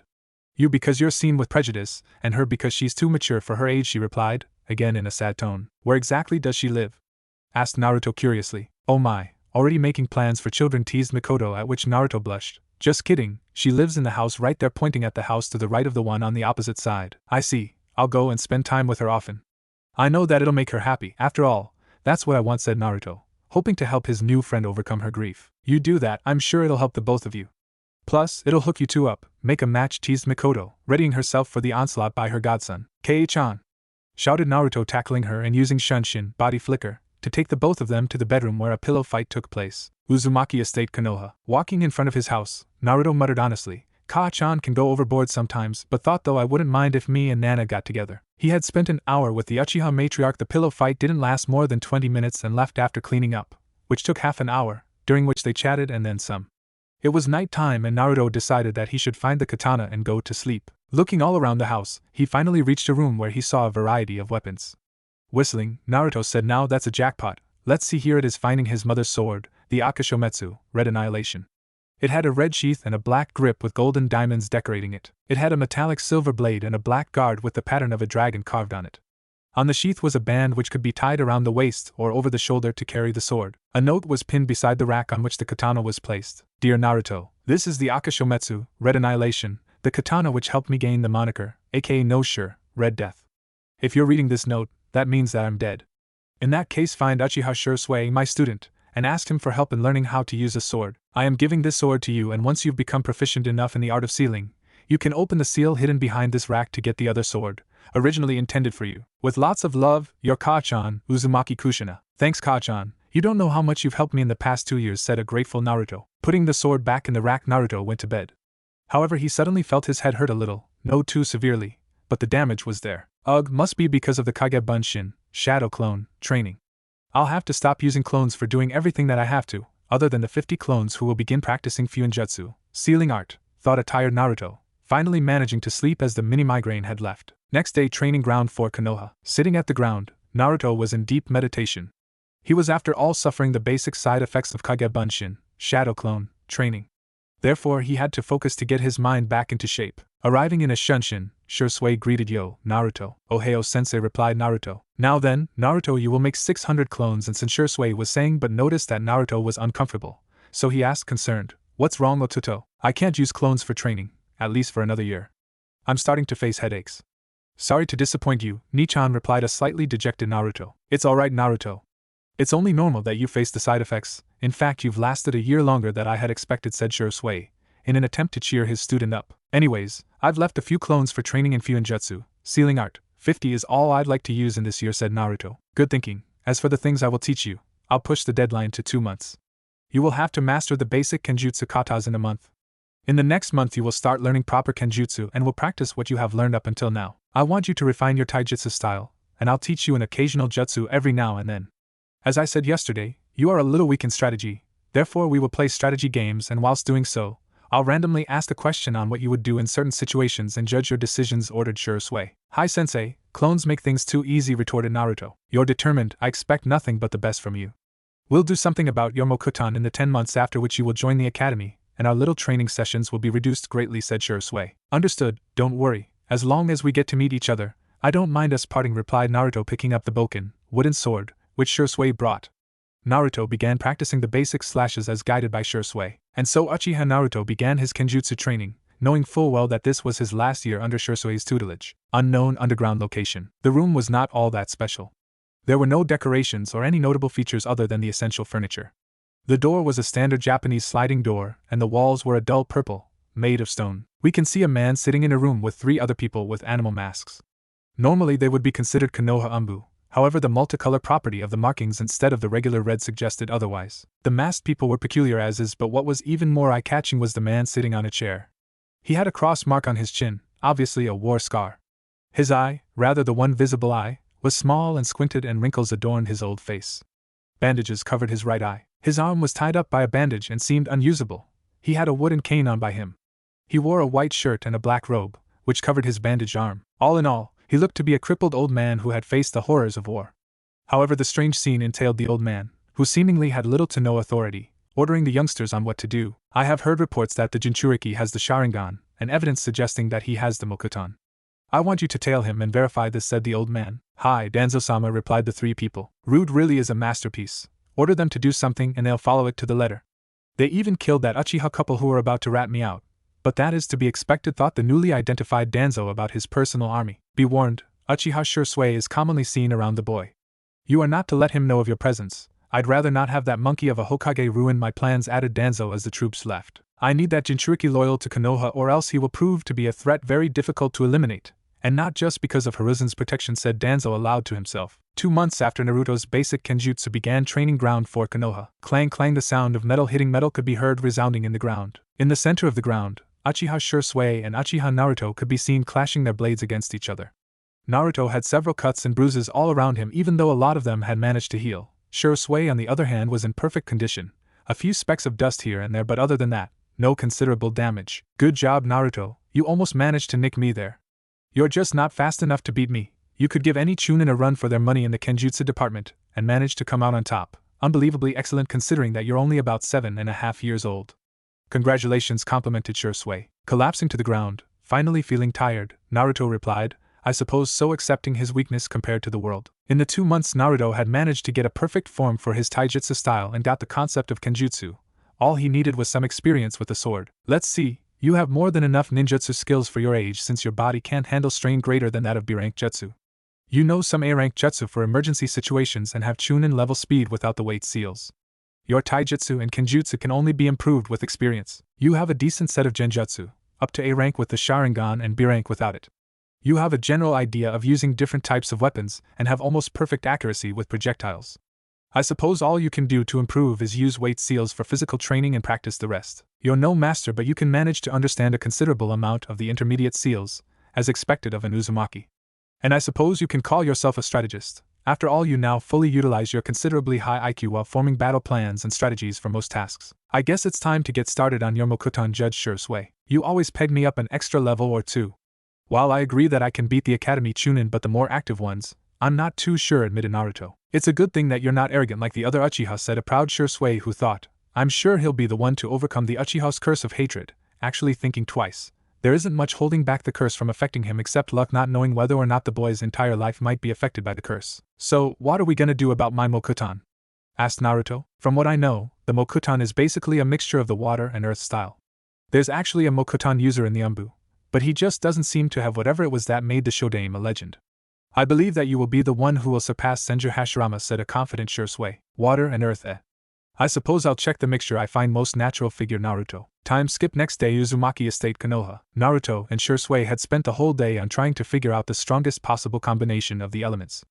Naruto first made a wooden pillar, Shisui then used an A-rank fire jutsu to test it. When the most fireproof combination had been found, Shisui had Naruto made more pillars and tried to burn them, and if they could remain standing, cut them in half with his katana. After a long process of trial and error, they managed to find a combination which was both fireproof. Not that it couldn't be burnt, but it took a long time and only slightly faster results with a strong or multiple fire jutsu. Other than that, Shisui managed to judge the combinations until Naruto managed to make a pillar that he found difficult to cut. He then had his student practice making a few more pillars, which were all tested. Naruto, being as unpredictable as he was, managed to use up almost all of his chakra reserves to use Mokuton Hijitsu. Jukai Koten would release secret technique, nativity of a world of trees, although not anywhere near the scale nor quality of the Shodaime according to the Sandaime. But nevertheless this was an achievement of a 7, borderline 8-year-old, and he should be proud of it. After the event had transpired, Naruto was barely conscious and had to rest as he used up a major portion of his reserves, although less would have been used if he knew the hand signs. The blonde had to rest the whole day, and since no one could enter his house except his friend Nana and Mikoto, Nana was sent to care for him. Naruto had known enough about seals to know where the main seal of the barrier was located, and somehow, in a way even he didn't understand, Naruto added Nana's and Mikoto's chakra to the seal's recognition systems. Probably had something to do with the Uzumaki's natural affinity to seals. Currently our hero was stirring back to the real world. Everything was still groggy, but Naruto could distinctively feel a weight on his chest. Regaining his bearings, Naruto was truly happy at what he saw. She must have stayed the whole night to watch over me after we came home, thought Naruto on seeing Nana sleeping cutely and peacefully on his chest. Letting the girl rest, he drifted into his own thoughts. I'm sure I felt a few presences the moment I used that Mokuton jutsu. Probably must be me being paranoid, but to be safe I'll keep my sensory abilities sharp and watch my back. Honestly, this is supposed to be my home, but other than the Uchiha, the villagers and this new group, probably belonging to Konoha, why do they all have to treat me as something inhuman? If things keep on going at this rate, I'll have to leave Konoha as a whole. It won't be a matter of trust it or not, as my parents say, and I always have this distinct feeling that everything bad that happens to me and my previous people is directly related to Konoha. How can anyone be such a cause for concern? Ending his thoughts, Naruto saw his pseudo-girlfriend, and soon expected to be one, wake up with a rather cute yawn. Looking at Naruto, she bonked him on the head and said, "Baka, why don't you be more careful? You're going to kill me with all the worry you cause in me." Jovial at the prospect of having someone to care for him, Naruto tactfully decided to lighten the mood. "Hi Nana-sama, I'll be careful from now on." "Forgive me, your highness." "Not good enough," retorted Nana. "Come on, is anything enough to satisfy you?" questioned Naruto in a mock-irritated tone. "Oh, I don't know about that," said Nana, her hands rubbing Naruto's rather muscular chest, her eyes having a certain glint to them. "We're too young for that, you pervert," retorted Naruto. "You're no fun, at least learn to play along," pouted Nana. "All in due time." Kukukuku chuckled Naruto darkly and maneuvered the girl and had her sitting on his lap, his hands tracing circles on her clothed abdomen. As if on cue, Mikoto walked in to check on Naruto, but upon looking at the scene said, "Practicing for the future, are we?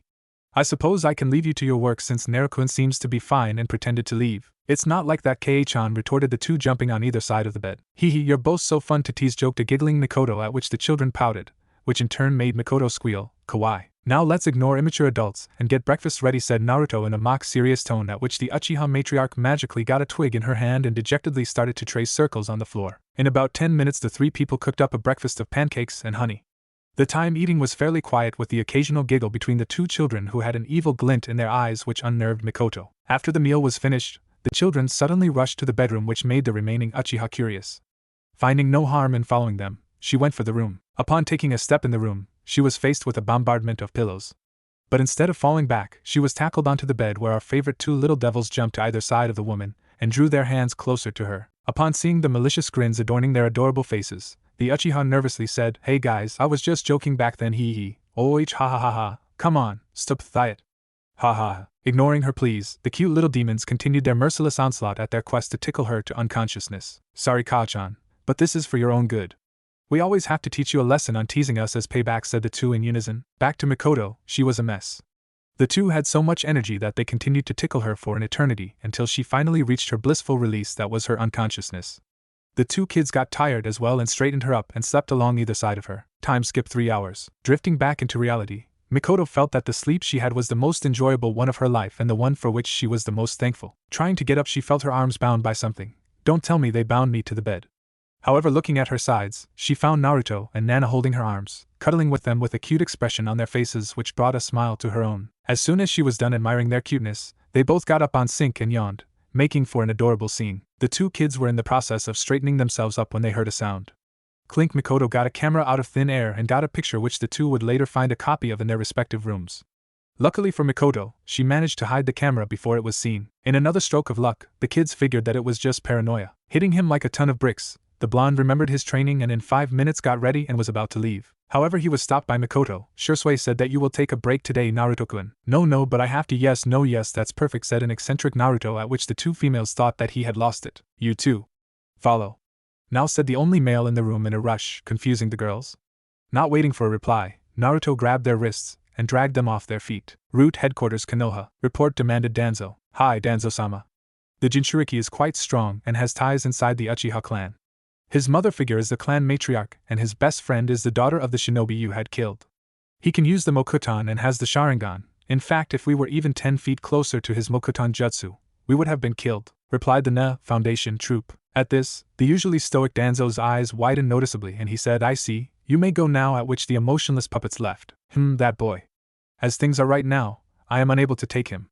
He is well guarded, Shisui as a teacher, Sarutobi's constantly watching eyes, the Uchiha's back up while strolling the village, and his parents' accursed seals protecting him at home. I suppose I'll have to get closer to him and deceive him into joining me. I can use that Nana girl as blackmail, said Danzo to no one in particular. Uzumaki Training Ground Konoha. Now then, Ka-chan, Nana-chan, since Shirsu-sensei isn't training me and Nana are going to train under Mrs. Most Efficient Sharingan User. You had better not pull any punches, Ka-chan. I'm quite strong, said an over-enthusiastic Naruto. Wait a second, I'm sure Nana-chan doesn't want to do any training, stalled Mikoto. Actually, I wouldn't mind having practice with my Sharingan, replied Nana. Kukuku, don't say I didn't warn you, said Mikoto darkly, creeping the children a little at the sudden change in the woman's demeanor. Getting over the sense of dread, Naruto said, that's what sensei always says.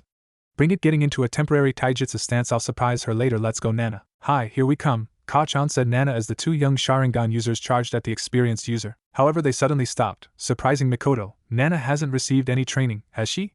I suppose we will have to postpone this match. I'll go do some chakra exercises and Fuinjutsu training. Nana, you train with Ka-chan, will have a match in a few months, said Naruto. Hey, I was just about to have fun, pouted Nana. Now Nana-chan, let's go do some practice in the Uchiha training ground made especially for Sharingan training. Narabaka won't know what hit him when we're done, said Mikoto. I'll be able to take you both on by then, boasted Naruto. However, Mikoto suddenly dismantled into a flock of crows and moved behind Naruto and bonked him on the head from. Getting arrogant, are we? Teased Mikoto. Ow. Isn't that Itachi and I's jutsu? Retorted Naruto. Who do you think taught him that? Said Mikoto and took Nana away with her in a shunshin. Boy, do I have to work hard if Ka-chan is training Nana, said Naruto, as he made 50 clones. Half went to do chakra control and the other to Fuinjutsu. He himself began physical training, thinking of having Shisui make him do more than just Mokutan training. Next day, training ground 4. Both Naruto and Shisui appeared quite early in the morning, as usual.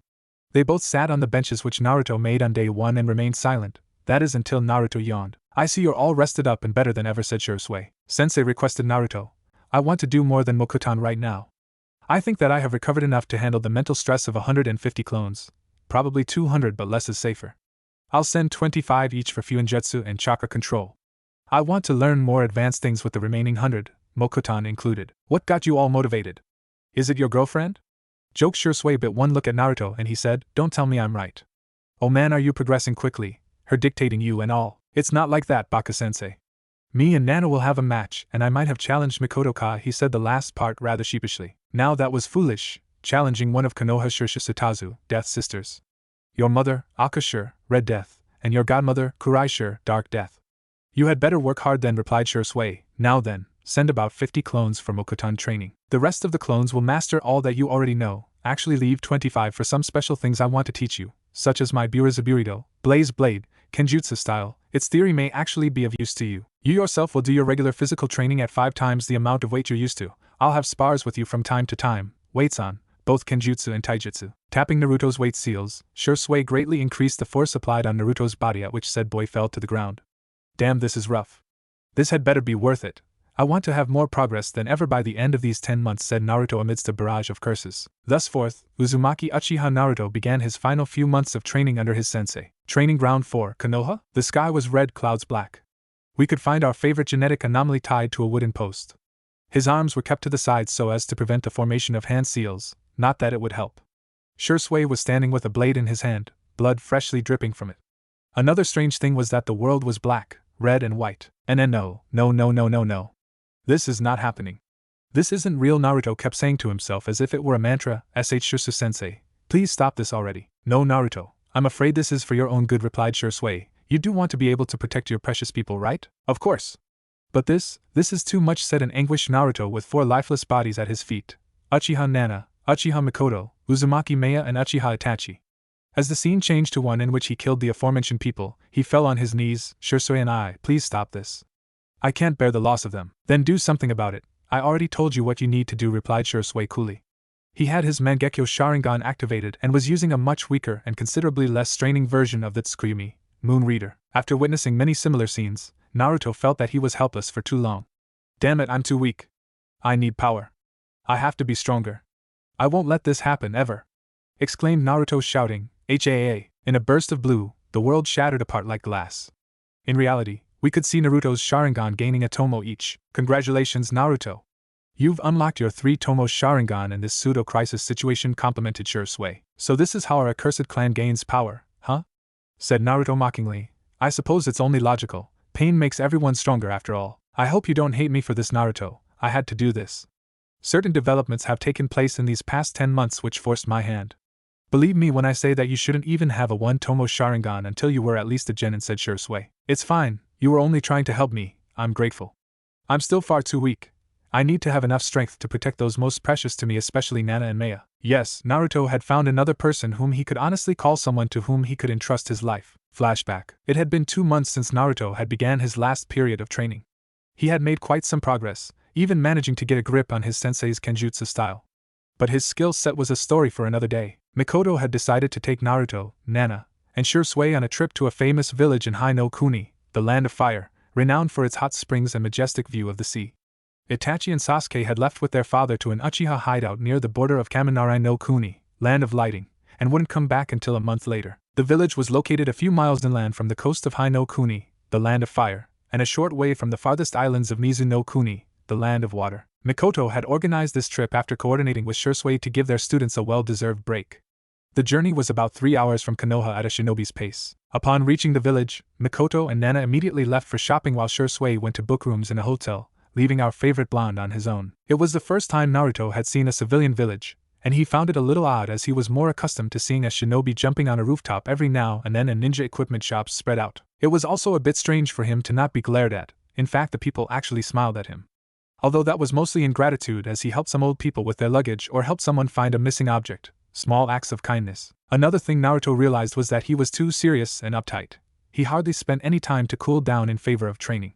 Suddenly breaking out of the routine was slightly disturbing for the blonde anomaly. Breaking out of his musings, he saw something he wished never happened to another.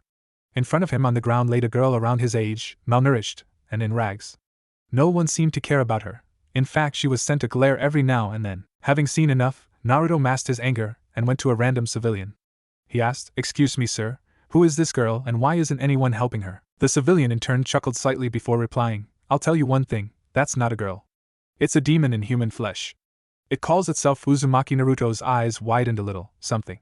I don't know why anyone would help her, she's just a demon who curses our lives." Naruto had heard enough and dismissed the fool. He was angry, scratch that, he was downright furious. Not only was one of his family poorly treated, but was treated almost as bad as him yet had no one to help her unlike him. If he didn't do something about it, he wouldn't be Uzumaki Naruto. The girl in question was unconscious due to being malnourished and tired generally. She had fiery red hair which reached her shoulders and was covered on grime and dirt. Seeing her condition would make anyone pity her and want to help. Naruto tried waking her up, but when that didn't seem to work, he carried her bridal style, earning surprised looks and glares from the surrounding people. He had quite a bit of money on him stored in seals in case of emergency situations. Seeing that Shisui had no way to tell him where the room he booked was and that he needed one, Naruto decided to rent a room for two in it after doing a special henge transformation on both himself and the girl. Mei's POV. And last time I'm gonna mention this, point of view. I'm having a really bad day so far. First, I can't find any food since morning, so I'm starving, and then I started to feel disorientated later on, so I fell unconscious. I only now awoke and I'm thinking, where am I anyways? Was I kidnapped? What's going to happen to me? I thought, thinking of things no 7-year-old should. Third person. The room was wooden, had 2 beds, a restroom, the essentials. It wasn't too high class but more than enough for anyone looking for a quiet night's stay. We find Naruto sitting on the bed beside the one on which the girl rested. He had taken the time to wash her and patch up her wounds. Ignoring mental maturity, the two of them were still children, so technically speaking, he did nothing wrong by undressing her. It was a necessity, and he didn't even take off her undergarments, so it was the same as a beach trip for kids, just that it was in the bath. He also sent a clone to get some food and drink for her along with a change of clothes, which was quite easy to get using a henge transformation. Sleeping for an hour after Naruto brought her to the inn and patched her up, the girl showed signs of waking up, which she tried to hide, although he noticed but decided to let her be. After all, who wouldn't be surprised, afraid even, at finding themselves in an unfamiliar place? Almost deciding to leave her alone, Naruto felt the need to best her in her own game. Surely this little princess is yet not awake. "Thou prince shalt wait outside," said Naruto in a highly exaggerated tone while feigning to leave, attention not leaving the girl. Figuring that the person she was with was not dangerous, Maya felt as if she was challenged if the boy's tone was anything to go by. She, in reply to his jest, tucked herself further in her bed and feigned even deeper sleep. Seeing this, Naruto's face faltered, earning a chuckle from the girl. "Seriously, there's no beating you in stubbornness. But that is to be expected by a fellow Uzumaki." Upon this, the girl's eyes widened to the size of dinner plates and she said in disbelief, "What did you just say?" Finding her reaction normal, he replied, "I said that I'm also an Uzumaki Naruto, but then added after some thought, however, I also have Uchiha and Senju blood in me." In a red blur faster than the eye can blink, the girl tackled Naruto in a hug, tears rolling down her face. "I have a family. I Uzumaki Mei am not a dem," she mumbled, but was cut off by Naruto. "Never even compare yourself with a demon. If there are any demons in the world, then it's those people." He spat the last part like it was venom. "Anyway, Mei-chan, from now on you are going to live with me and you don't get to say no," he said warmly. Never being referred to in such a tone for as long as she could remember, her heart fluttered and she was unable to reply, so instead opted in nodding in acceptance. She felt warm and safe in his company. "Now let's just forget that sentimental crap and focus on food. Did I mention I brought food for you? I hope you don't mind if I eat some," Naruto jested. As if on cue, Maya's stomach grumbled, causing her to blush, although she did nod at the now chuckling Naruto's request. After Maya eating a large amount of food in a manner no dignified lady, civilian at least, would eat, though it was understandable due to her living conditions. She asked Naruto about where he was from and why he was in the village. His words after replying surprised her to say the least. He was alone in his early years as well and had it worse on some accounts. That was until he found his foster family. However, she then noticed something which made her turn beet red. "NNR Naruto-kun, how am I wearing different clothes and why am I so clean BB beneath them?" questioned an embarrassed Maya who probably managed to connect the dots. "Oh, let's just go meet them now, Maya-chan. I'm sure they're wondering where I've disappeared," to said an embarrassed Naruto in a rush. Child or not, he did undress an unconscious girl. "Hi Naruto-kun," was her simple reply, though she was still obviously embarrassed. Her face had turned a shade of red so dark after Naruto's rushed reply that it would make her fiery hair envious. Flashback end. Training ground for Konoha. Maya was later introduced to Shisui, Mikoto, and Nana. After getting to know them better, she made them the best of friends, especially Nana. But that was to be expected as they lived under the same roof. Yes, Nana had moved in with Naruto since her aunt died 2 months after Maya's arrival. She had been a sobbing mess, and it was nigh impossible for Naruto and Maya to comfort her. The day she lost her last blood-related family was also the day when she got her 2-tomo Sharingan. The Sharingan is an eye which mirrors emotions, said Shisui and broke Naruto out of his musings. The stronger the feelings, the more powerful the eye. That's why the standard Konoha requirements of the Sharingan, which I explained the day we began Sharingan training, are not really cared for. Shinobi are those who endure. In their career they regularly face intense emotions, intense enough to awaken and mature the Sharingan. I wonder, is the Sharingan, copy will I, named after its ability to copy ninjutsu, or that it mirrors an Uchiha's emotions to grant them power? Questioned Naruto, still a bit sore about the experience. And who wouldn't be? He had been seeing things which he never wanted to happen in reality. Only knowledge of the fact that it was a genjutsu prevented the formation of a Mangekyo Sharingan. In an instant Naruto drew his katana spontaneously, but was seen blocking Shisui's katana, thus preventing the surprise attack on his back. "Your reflexes have gotten quite good," complimented the teacher. "And why wouldn't they be? If you keep trying to kill me like that, I'd have to have developed a countermeasure sometime around," joked Naruto. He knew Shisui would never intentionally or needlessly harm him. Chuckling, Shisui vanished, only a few dancing leaves left behind showing the use of a shunshin. Unfortunately for Naruto, he couldn't notice fast enough and got trapped in a headlock, courtesy of his teacher. "And here I thought you were good. You'd better be careful, you don't have the skill to back up your arrogance.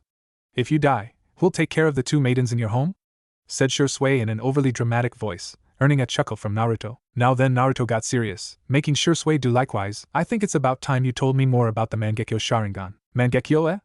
Tell me what you know of it first," requested Shisui. "Well, I know only what you told me the only other time we discussed the eye," retorted Naruto. "Well, that is most of what is needed to be known. Other than that, to get over blindness you will have to implant the Mangekyo of another Uchiha in your eye sockets. This is preferably a relative due to organ rejection, but the only known eternal Mangekyo Sharingan was of Uchiha Madara, and he got his eyes from his little brother, Uchiha Izuna. Madara, huh? Well, he's among the few Uchiha I actually respect, along with you, Mikoto Ka and Nana," said Naruto. Now this was a surprise for Shisui, who couldn't help but raise an eyebrow and ask, "Care to tell why?" "Well, other than the fact that he's my great-grandfather," Naruto thought before answering.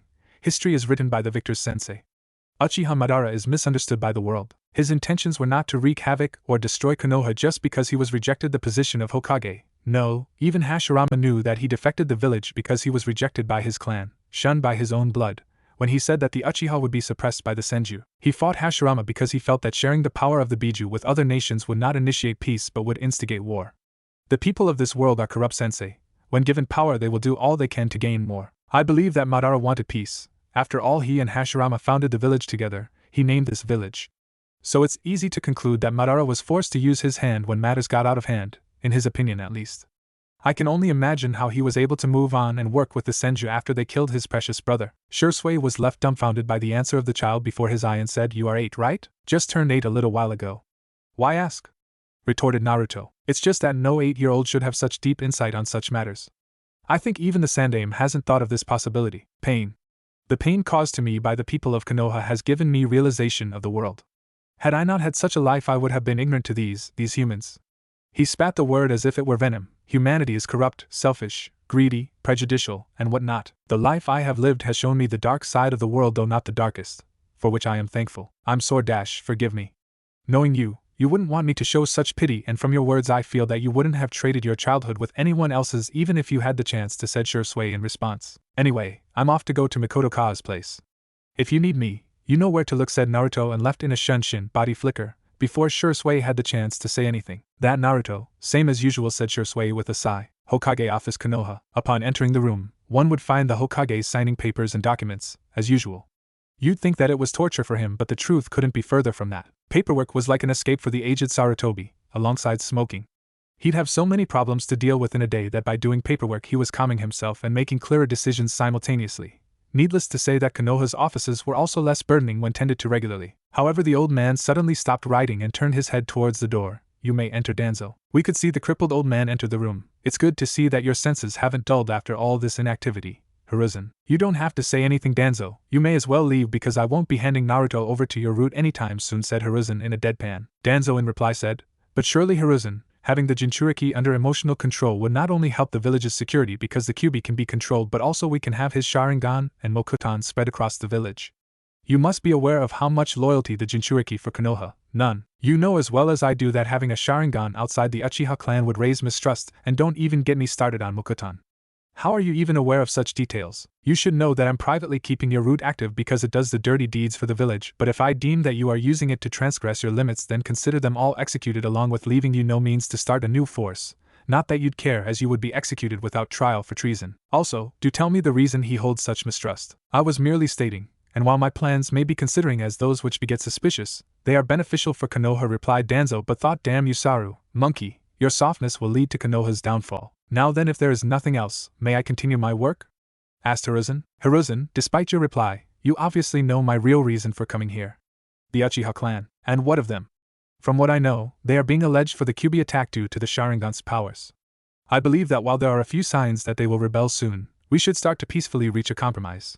Even you regard the safety of the village above all else, right? Of course, this is the village Tobirama-sensei wanted us to defend. You cover the light, while I the darkness.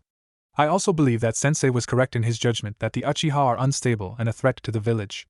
We should be preparing to restart the bloodline with some extra measures and then exterminate the threat. We will not do that unless absolutely necessary, and I currently think that it is not. The Uchiha have more of a right to this village than any of us. They were the co-founders after all. Now if that is all, you may leave. Danzo nodded and turned towards the door, seemingly calm. However, he was all but, you are a fool, Sarutobi, you trust too much, and that will be Konoha's downfall. I will follow your orders for now. However, I will do what is necessary to defend Konoha if something happens, and you will be forced by the situation to agree with me. Uchiha Compound Konoha. This was Naruto's favorite place in the village, the detestable village. The people, though at first under Fugaku's orders, but later on their own, warmed up to him and were the only collective group of Konoha which Naruto could honestly say he liked, regardless of the fact that some other clans which didn't detest him, but didn't associate with him in view of their reputation. Although unaware of the fact that he had a Sharingan and was very much one of them, they welcomed his presence with open arms. Gradually, that is. At first they were ordered by Fugaku to treat him kindly and such, but month by month, this false care turned into genuine friendship. He was given fair prices and children were encouraged to play with him, in hopes of adopting some of his natural cleverness, and to make friends with a student of an esteemed Uchiha. The fact could not be hidden by Shisui and Naruto. The Uchiha clan was feared and isolated in Konoha. According to rumors, they were even blamed for the Kyuubi attack.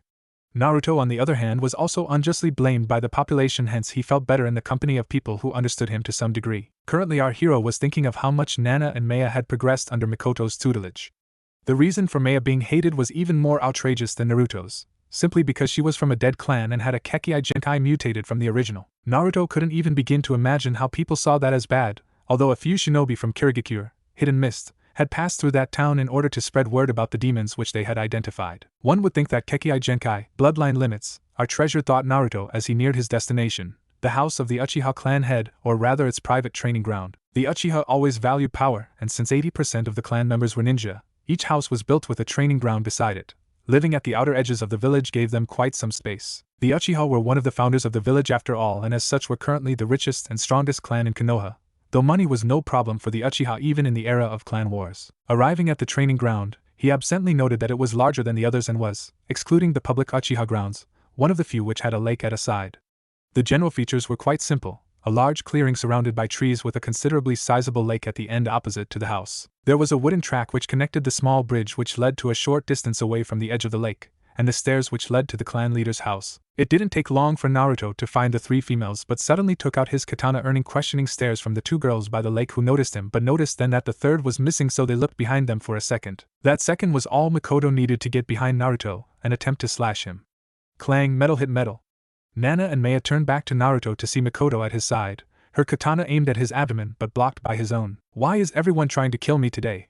joked Naruto as he sheathed his sword. Now, I already knew that you could block it," replied Mikoto jokingly after she materialized behind the two girls in a flock of crows. "Show off," muttered Naruto under his breath, earning chuckles from everyone.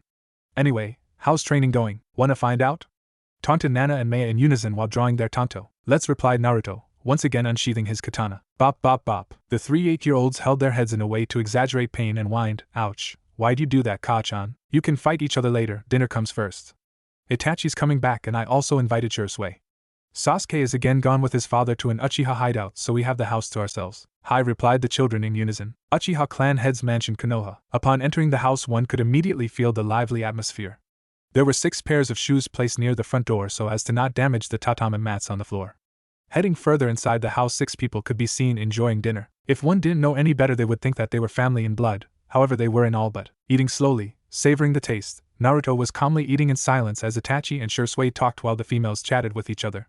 Deciding to at least do something to not be considered antisocial, Naruto rhetorically questioned, "Hey Mikoto-ka, did anyone ever tell you that your cooking is the best?" My Naruto-kun, you'll make me blush," teased Mikoto. "We all know who's the most mischievous one here, Ka-chan. No need to hide it," retorted Maya. Chuckling, Mikoto replied, "Defending our boyfriend, are we?" Maya immediately turned beet red, eliciting amused chuckles from the occupants of the room. Maya, however, was not one to walk away from a challenge unnecessarily, hence asked jokingly in turn, "Trying to steal him from me?" Unfortunately for Maya, Mikoto had the perfect comeback. "Why steal? He's already heads over heels in love with me. Isn't that right, Naruto-kun?" "I don't know, I'd rather choose Maya and Nana over volatile, quizzical, married women any day. Although if you give me a good enough reason, I might just reconsider," replied Naruto, saying the last part rather coyly. "Oh Naruto-sama, whatever do you ask of me?" "You know I am bound to obey what you say," replied Mikoto in a demure tone. Naruto, Maya and Nana blushed immediately to a red which would make a tomato green with envy, making the adults laugh, the girls' reasons for embarrassment being vastly different than Naruto's. The rest of the meal was eaten with relative silence as the children couldn't find it in themselves to say much. A surprise noted later on, though not commented on, was that Itachi, stoic, emotionless Itachi, laughed his heart out along with the other adults at the children's chagrin. Finishing up on dinner, the children said their goodbyes, having gotten over their embarrassment. "Now then, kids, remember the rules. No grandchildren for me until you're at least Chunin," said an amused Mikoto. "Kei-chan!" shouted 3 embarrassed 8-year-olds in unison. Itachi stayed back inside and Shisui had already left in a shunshin body flicker. The leaving children and a waving Mikoto were the only ones on the road at the time. Naruto's mindscape. After coming home with the girls and getting in bed, Naruto felt that he should give the fox an extra visit. It must be lonely not having anyone to talk to for a week. "Hey there, sunshine," greeted Naruto. "May I ask why you have a death wish?" asked the Kyuubi rhetorically. "Is that any way to treat a person who came solely to give you company?" "Company that wasn't asked for," replied the Kyuubi. "Tell me, Kyuubi, how strong were Hashirama and Madara?" was Naruto's interested query. "Tell me, Naruto, can you break a mountain on a whim?" was the Kyuubi's cryptic response. "You're serious?" questioned Naruto in disbelief, but looking at the fox's blank face was all Naruto needed for confirmation. "Anyway, I'm finally going to enter the ninja academy in a few months. Got any advice?" questioned Naruto. "You could always kill those incompetent fools," but seeing Naruto unamused, it continued, "You want a team with those girls and sure, you know the criteria for team formation, so keep an average score, not too high or low so you get underestimated later. Besides, you've got that old monkey on your side in ream formations. You're straightforward as always, though I suppose it's better than you threatening to kill me every other minute. See ya later, I've got to sleep." "Likewise, although I'd rather be outside of this damned seal," said the Kyuubi as Naruto disappeared from view. Uzumaki Estate, Konoha. Entering the large building, one would find the occupants all asleep. The Uchiha, Uzumaki and the genetic anomaly all occupying different rooms. Yes. No matter how much affection or teasing was shown by these 3 children, they did not sleep together because of the ample number of rooms, unless of course to comfort one another. Although the fact that the 3 of them being embarrassed, so to speak, due to more mature thoughts which eventually led to rather vivid, intimate imaginations, hence lack of the sleep necessary to withstand their rough training regimes, was the primary reason for this arrangement. Today it was the girls' turn to make breakfast. Naruto had his turn alone as he could make clones. At least that was the excuse the 2 females used to hide the fact that, much to their chagrin, Naruto could cook a lot better than them and they had to work together to match his pace. Figuring that an innovative combination of fried vegetables cooked with some spices and grilled meatballs was a good way to surprise the lone male occupant of the house as well as make something healthy, the 2 girls got started and divided the work amongst themselves. The morning went like any other. The 3 of them sitting on the table, eating while chatting. Finishing said breakfast, the Naruto, and Nana and Maya went their separate ways. Uchiha clan head's private training ground Konoha. Maya and Nana came to visit at their usual time at 8 a.m. Looking around and even using Maya's sensing ability, the Kagura Shingon, mind's eye of the divine entertainment, Mikoto was nowhere to be found. It seems that sensei has gone with Sasuke to the academy tour after all, said Nana, a little miffed at the prospect of not having her teacher for a few hours. Nana-chan, you know she had to go, she also told us. It's not like she can focus solely on us when she has a child of her own. Besides, we already know what the daily drill is before the actual training, so I guess we can give her some time off, suggested Maya, already preparing for her daily morning workout, Nana doing the same. A few seconds later, training ground for Konoha. It had been 4 hours since Naruto started his morning. He had just finished a few laps around the pond, yet still on the water, and was currently sitting on a tree branch. Good work there, Naruto. Now we can move on to something new I devised for you. Shisui's voice could be heard below Naruto. The temporary jounin was sitting on the ground, resting his back against the tree, one leg straight and the other folded so that his knee faced the sky. Shisui continued, you see, Naruto, from tomorrow on I have to go back to my duties as an umbu. Watch your back and keep on guard every second, because developments which made me go back earlier can cause harm to you as well. Unfortunately, it is classified information which I am not at liberty to disclose. I'm already overstepping my boundaries by giving you a warning. Back to the relevant stuff. Since I'm going to be leaving, I want to take a test of sorts. Test? Questioned Naruto, not prying deeper into other details as they could always be talked over later. Yes, Naruto, a test. I will judge your progress on the ninja arts one final time and will give you a briefing on how to improve in my absence. You've gotten enough rest now, let's get started, said Shisui as he stood up and jumped a large distance away from the tree. Jumping down a short distance from the tree, spinning, Naruto got into his taijutsu stance, the Uchiha no Ryu, Nama, Dragon Rush, Raw. The style was made so that Naruto could easily alternate between ninjutsu and taijutsu, with ninjutsu being executed as quickly as possible and taijutsu as fiercely, with as much power with speed as possible, as well as add elementally boosted attacks. Naruto lowered his stature and drew his left arm a little to the left in front of him on an equal level as his head, his right arm straightened and tilted slightly behind him, this version in particular focusing more on taijutsu over ninjutsu. Sharingan spinning into action, Naruto was ready to fight. Shisui in turn entered his own stance. Make this a bit more enjoyable for me than last year's practice spar, said Shisui as he leaped forward, using chakra to assist him. Right, let's get this dance started. Naruto mimicked his teacher's large jump. The two Uchiha had a mid-air fist clash, Sharingan glaring holes into the other.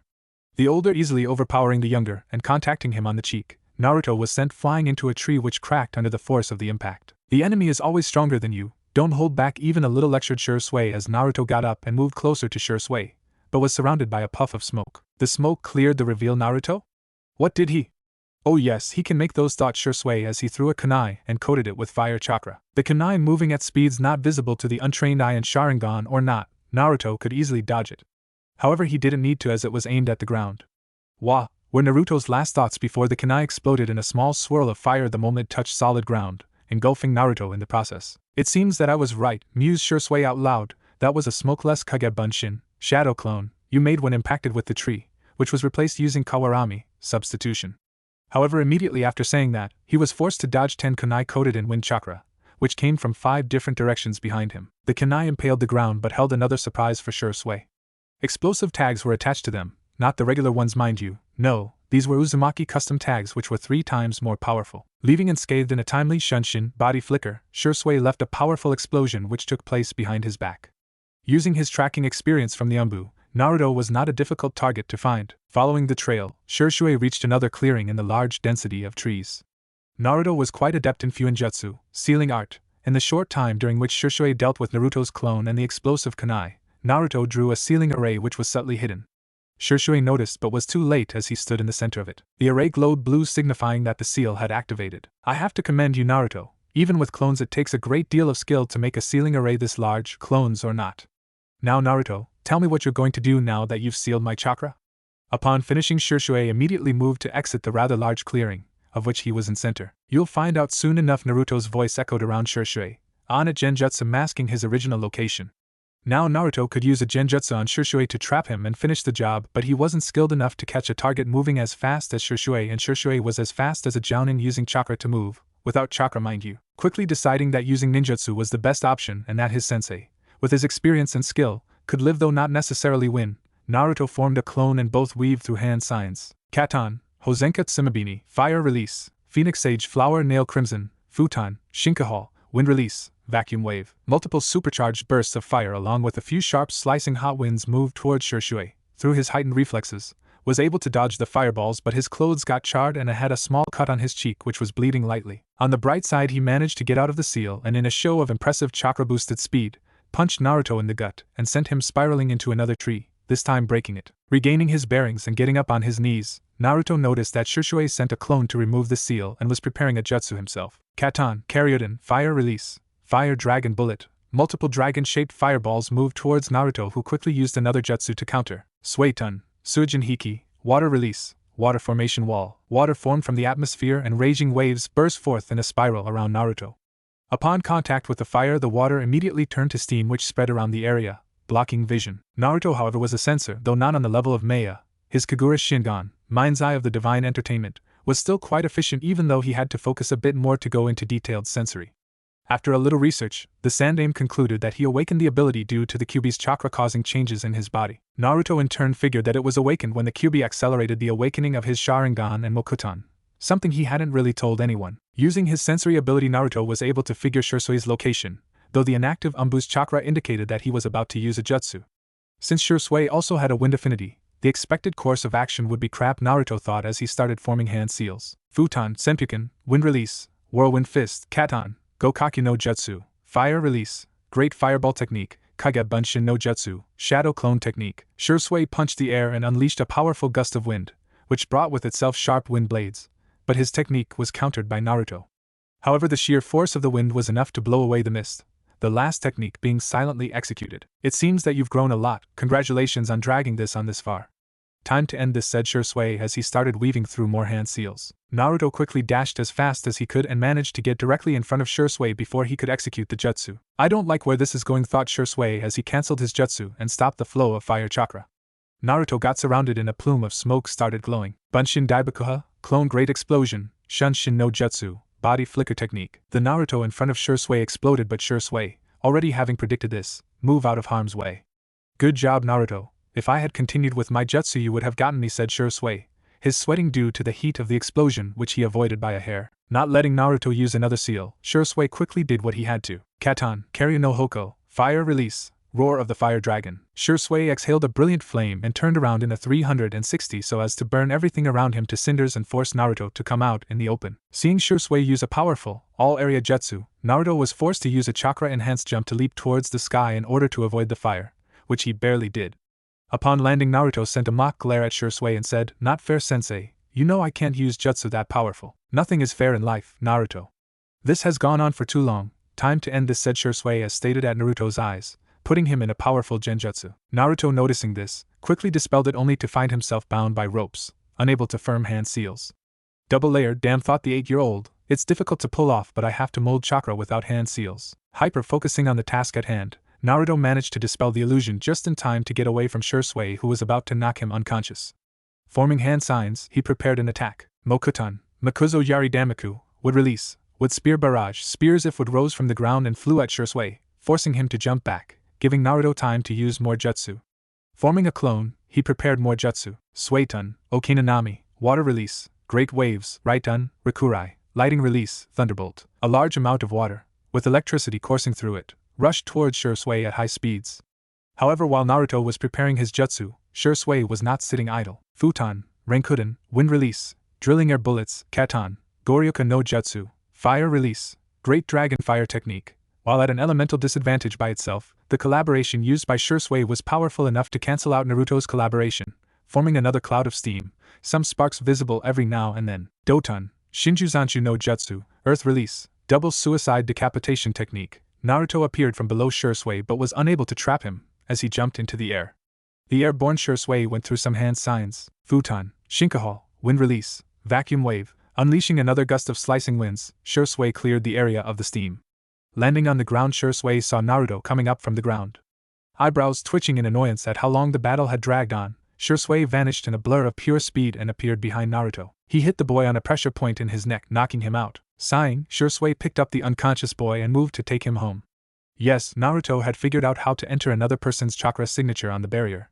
The barrier itself was on a few ninjutsu master's level, however adding who can enter and such, while difficult in its own right, was not as vexing as making it. Once Naruto found the main seal, which took chakra from nature to power the barrier, he used all his knowledge on the seal and realized that he had to take some raw chakra from the person seeking entry and add an array to the master seal with which it will be connected to it, hence allowing the owner of the chakra to pass through. Uzumaki Estate Konoha. It has been 2 hours since Shisui brought Naruto home.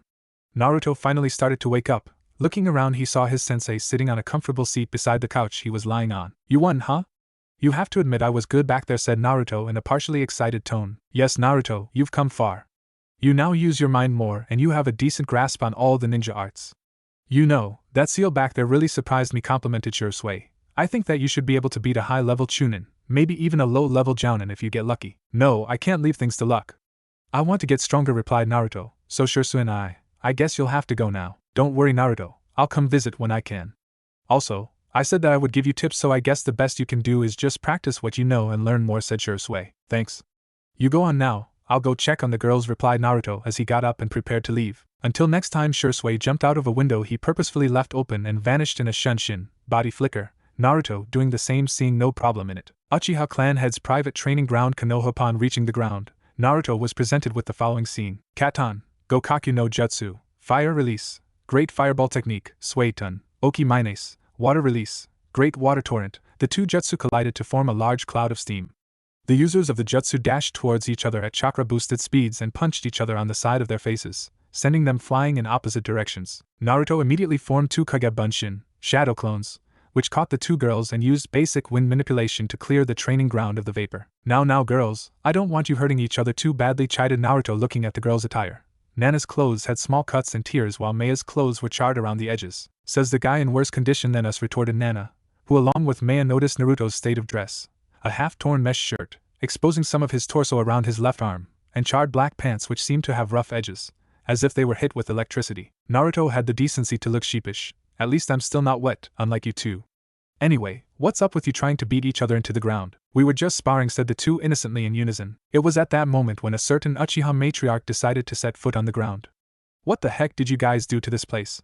Exclaimed Mikoto looking at the torn-up ground and burned trees. Just a little friendly spar, said Maya and Nana in unison. I just came at the end of it, Naruto added. What have I told you about sparring without my knowing? Questioned Mikoto. To not do it, the girls said once again in unison. What am I going to do with you two? Said Mikoto sighing. Don't worry, Mikoka. This is nothing compared to what Shisui-sensei and I did, added Naruto. Interrupting Mikoto from continuing any further, Sasuke moved into the ground and, ignoring all the damage done, said excitedly, Hey there Naruto, Nana, Maya. Long time no see, huh? It's been a while. Yes, replied the genetic anomaly. So Naruto, have you gotten stronger? I know I have. Tusen taught me a cool new fire jutsu. Sasuke said excitedly. Well then, let's go to the lake and see it, shall we? Suggested Naruto. Moving to one end of the lake, Sasuke slowly went through hand seals. Katan, Gokaku no Jutsu, Fire Release, Great Fireball Technique. A decent-sized fireball move was exhaled by Sasuke which covered a quarter of the lake. Interesting, he's not receiving special training and yet he's this good. Let's give him an incentive to improve, thought Naruto. How's that? Exclaimed Sasuke, looking back at Naruto. Allow me to show you how it's done, said Naruto coolly. He intentionally worked way slower than normal and did hand seals thrice as fast as Sasuke. Katan, Gokaku no Jutsu, Fire Release, Grand Fireball Technique. A large fireball was exhaled by Naruto in a brilliant flame, covering half the lake. Weaker than what I'm used to, but perfect for giving him a target to work for that is just out of his current reach, thought Naruto, as he grunted in acknowledgement. Whoa, how'd you do that? Asked the surprised Sasuke. Dedicated hard work was Naruto's simple reply as he moved back towards Mikoto and the crew. Whoa, that was awesome. I've got to get Nisan to train me, Sasuke said to himself as he ran to find his elder brother. Seeing Sasuke leave, Naruto decided to go do his own Fuinjutsu, sealing art, training, and invited the girls. Sorry Naruto-kun, Ka-chan here was busy today so we need to cover up, said Maya, giving Mikoto a half-hearted glare. I see. Well, don't be out late, it's already 6 p.m. Naruto then proceeded to leave in a swirl of leaves. Hokage Office Konoha. Forgive me, Shisui, but the Uchiha are slowly getting more and more aggressive. We might soon have a civil war at our hands, and it is getting more likely that young Itachi will be exposed. If things do not settle soon, drastic action will need to be taken. Of course, this was the Sandaime Hokage of Konoha speaking. Unfortunately, it seems that the clan will most likely be set out on being purged. Shisui's sighed as he said this. I really wish that wasn't so. I will try my best to handle this diplomatically, but you know, the village is under me and I consider every one of the villagers my family. It would be a hard choice to make if wiping out the Uchiha gets necessary, sighed the Hokage, who thought all this sighing makes me feel even older than I actually am, and that's a lot all things considered. We can only hope for the best. I hope I can get back to teaching Naruto some other time. It's quite enjoyable, to be honest. Only time can tell, my boy. Unknown location. Looking around, one could easily describe the place in one word: rocky. The place was seemingly a room in a mountain which had broken pieces of rock on the ground near the entrance. The cave was dimly lit, and had a sizable throne in it. It seems that Nagato has finally summoned the Geto Mazo, demonic statue of the outer path. Setsu, bring me the potion you prepared, quickly said the voice of a weak old man, the affects of time as visible as day on his features, although one feature stood out, one visible Sharingan in the right eye. From the ground rose a half-black, half-white plant-like, humanoid figure which handed the old man a vial. Here you go, Madara-sama, said the white half. The timing couldn't have been better, could it? The black half questioned rhetorically. Drinking all of the foul liquid, Madara felt like throwing up. Setsu had indeed mixed up the vilest and unthinkable materials to make this elixir, so much so that even he, a war veteran, felt like vomiting. Of course, my grandson is about to go through an important time after all, replied Madara, who was aging. From the 100-year-old fossil, he reverted back into a 12-year-old child. This is the age at which I first met Hashirama. The potion, as you can see, will cause you to turn to a child at first. Then through 1 year, you will grow, age a year a month. After that, you will age twice as fast as normal people for 2 years. Finally, in the 4th year, you will age quickly and will die in 8 to 12 months.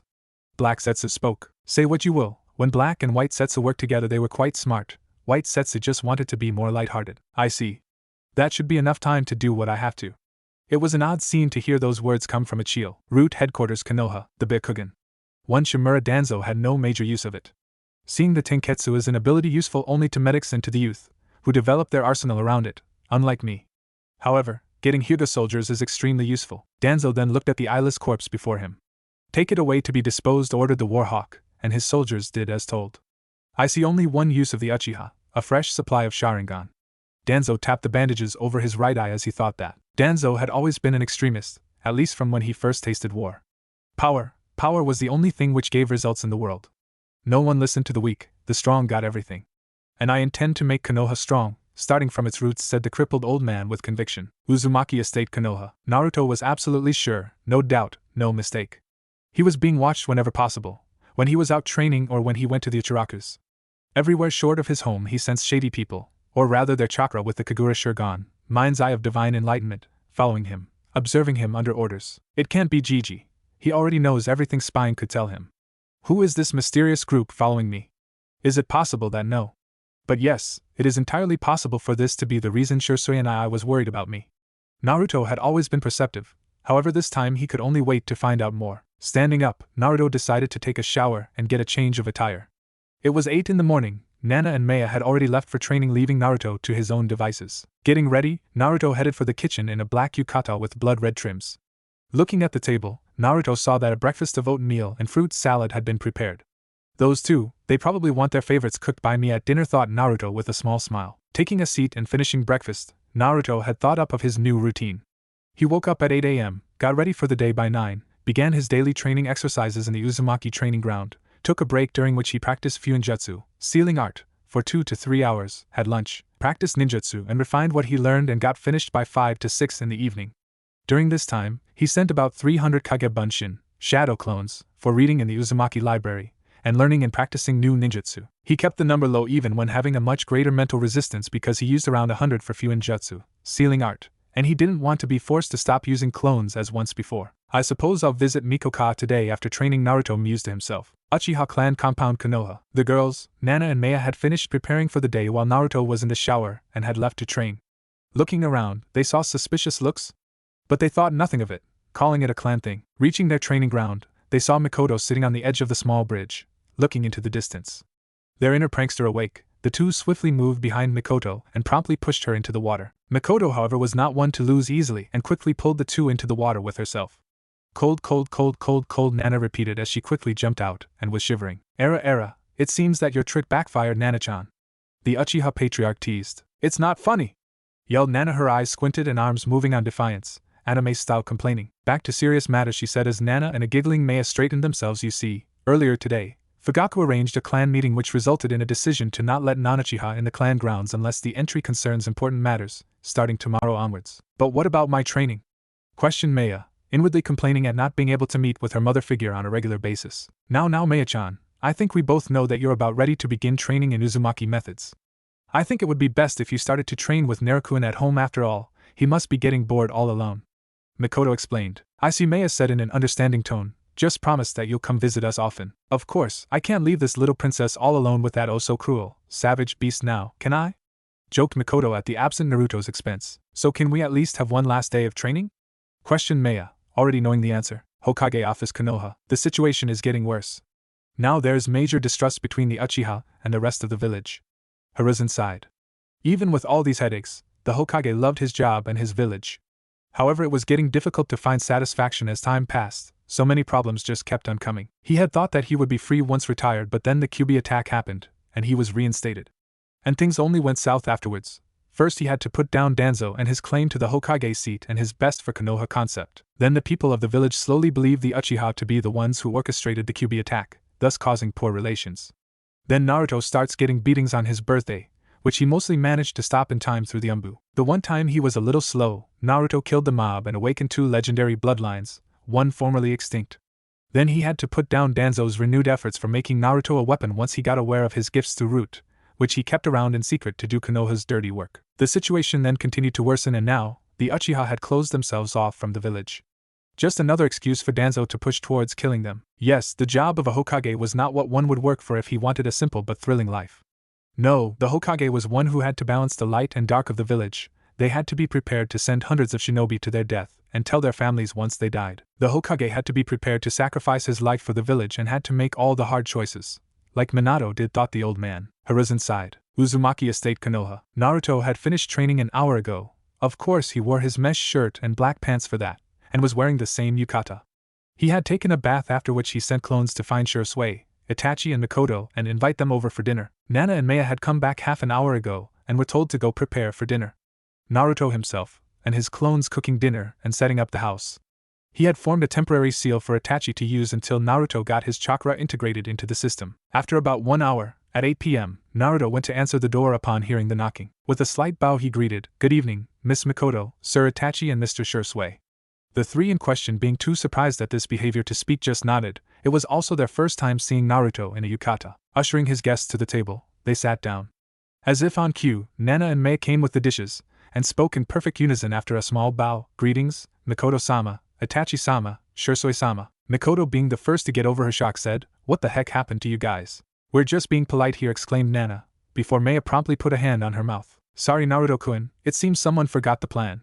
Maya sent a mock glare at Nana as she said this. Said girl, grinning sheepishly, "It matters not.